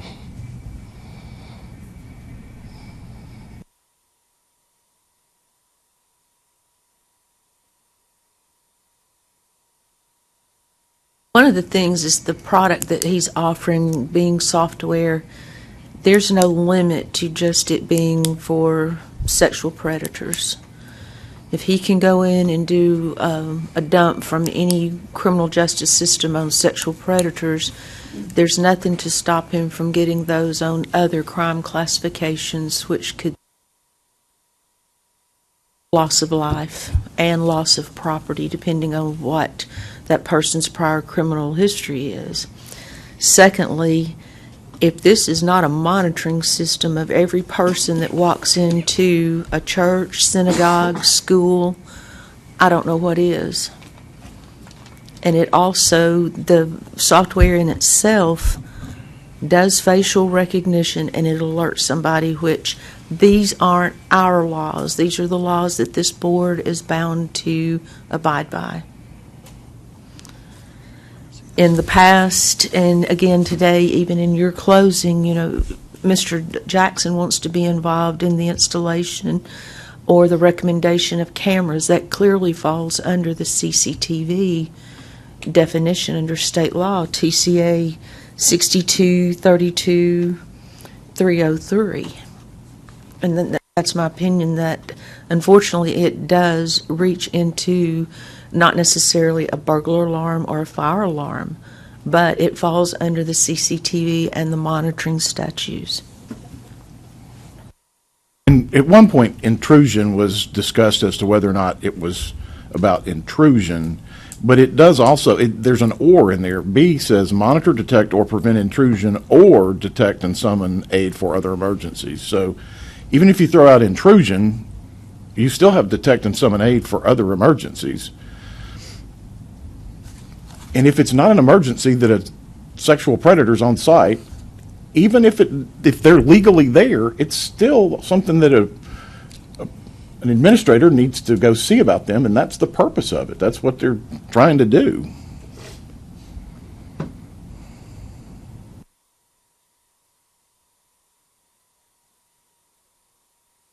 I think the difference, Doug, in what you were talking about is where a manufacturer may assist in something. they're not actually installing the system or in full control of it. And I believe we had even suggested that that was a route that he could possibly go. But he chose not to. But there are a lot of manufacturers that might assist on a job as well like that. Right, and that's where I see the big, if you're going to make the product and have XYZ security install the product, awesome. But if you're going to be the one out there installing the product, now you're talking about becoming a company. And it's been said that was to prevent competition. That's not, it's not to prevent competition or to keep him from installing it, because he can do that if he wants to get licensed. The point is to make sure that the people that are installing it aren't criminals. That's the main purpose of it. I agree with you on that. Right. And I would question, I think, what was Mr. Seren, I don't know how to pronounce the expert. I do believe he's an expert in alarm installations and camera systems, but he himself admitted that his company does not do any sort of camera system monitoring that has artificial intelligence, and there are a lot of alarm companies that do, and this is the same as that. It's the same sort of detection. It's facial recognition versus person recognition or a car, but there's other artificial intelligence that is being done in video monitoring. As they're not this bigger company.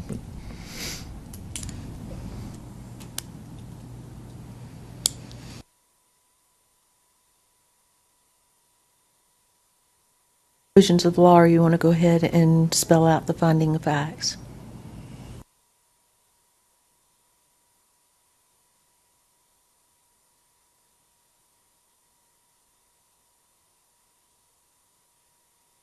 First, take a vote on the finding of facts. What you'll need to do here, I believe, doesn't matter what order you want to go in. If you've already reached your decision what you want to do here, you can go ahead and vote on that now, and then we can start working on the actual order, if that's what the process you want to, or we can go ahead and just go right down to just finding of facts first. If you want to do that, get that knocked out, then go in order like that. It's up to the board. Board wish to take a vote at this time based on to form our decision.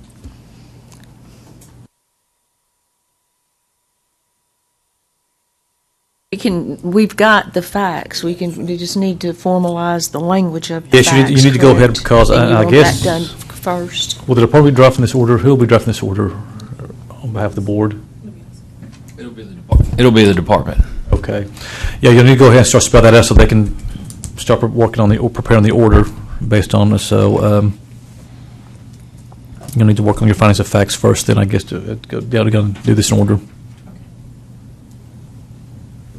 I've taken notes, and the notes that I've got is that it monitors, it provides aid alerts, and the personal loss could be construed to the loss of a child, but it's not limited to just the sexual predator. We've talked about TCA 6232-302 and 6232-303. The first is the purpose of the law. The second is the definitions. It was stated that to sell the product to a licensed person is okay, but for Mr. Jackson to sell directly Chairperson Hicks, to you may want to slow down here to help. Are they good? Okay. Okay. Sorry. No, I'm fine. Just make sure. Would require licensure. The product, he would be involved in the installation and the advising on the scene. It would view, monitor. If it was just the software itself, which was covered previously, no, but everything else that goes with it does come under the state law, in your opinion.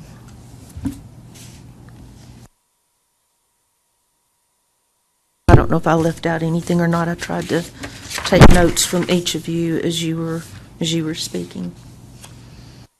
We would agree our finding of facts is that his business model does come under Tennessee Code Annotated 6232, 302, and 303, based on the aforementioned reasons.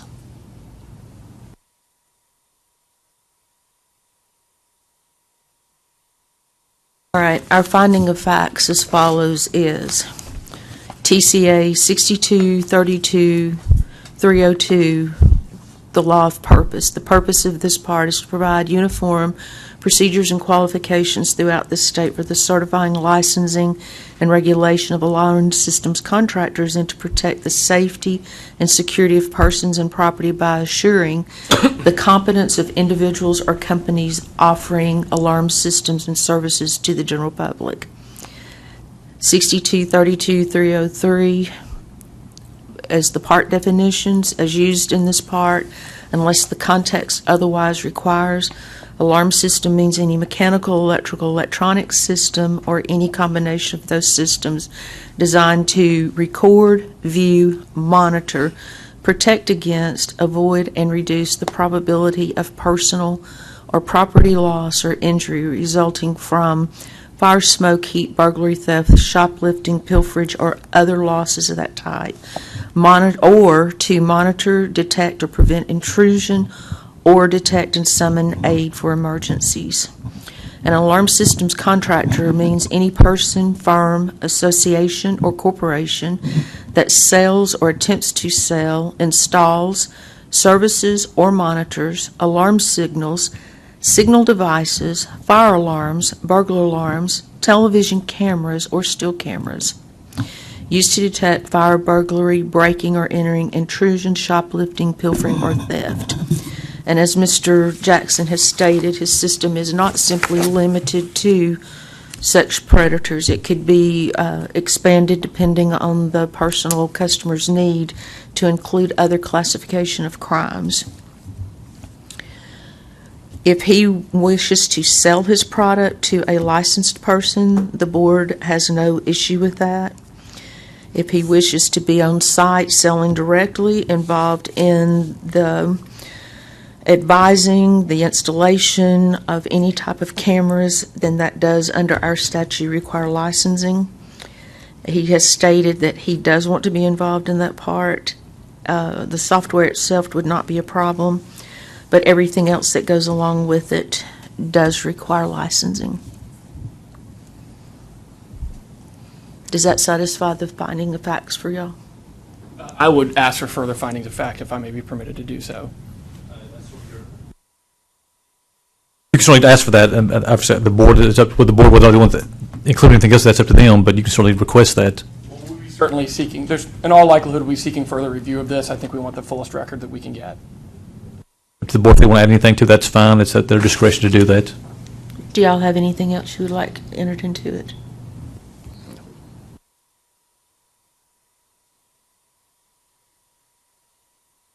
I get some clarification on some things. I think I have some questions about the ruling, the scope of the Well, ruling. I guess right now, under deliberations, you're not allowed to pose any question on their deliberations. Okay. I thought that was the ruling. No, Okay. no, sorry. No. Vote on our ruling.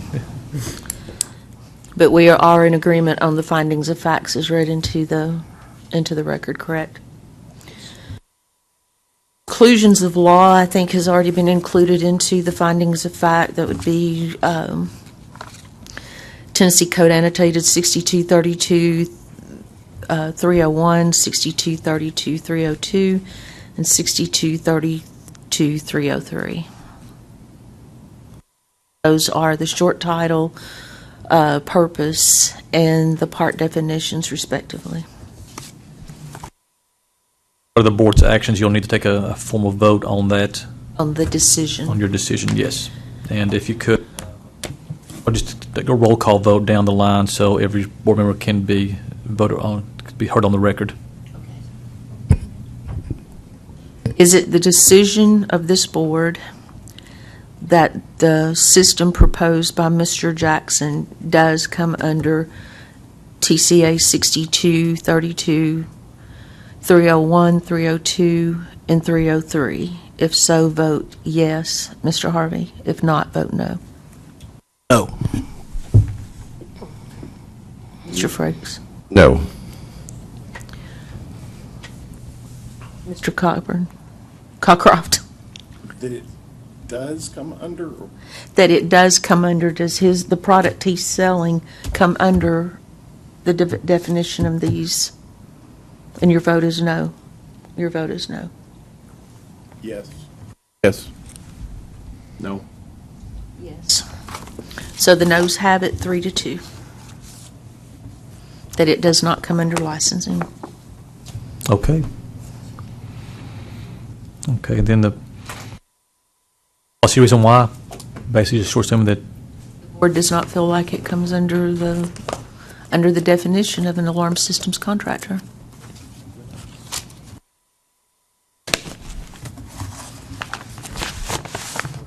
thank you for your service here today, or your time, I should say. I think it's your time here. Mr. Busek, based on the board's decision today here, do you wish to withdraw your previous motions that you filed? For summary judgment and the special instructions? Certainly, the summary judgment motion has been moved. Yes. May I just have 1 minute to confer? Sure.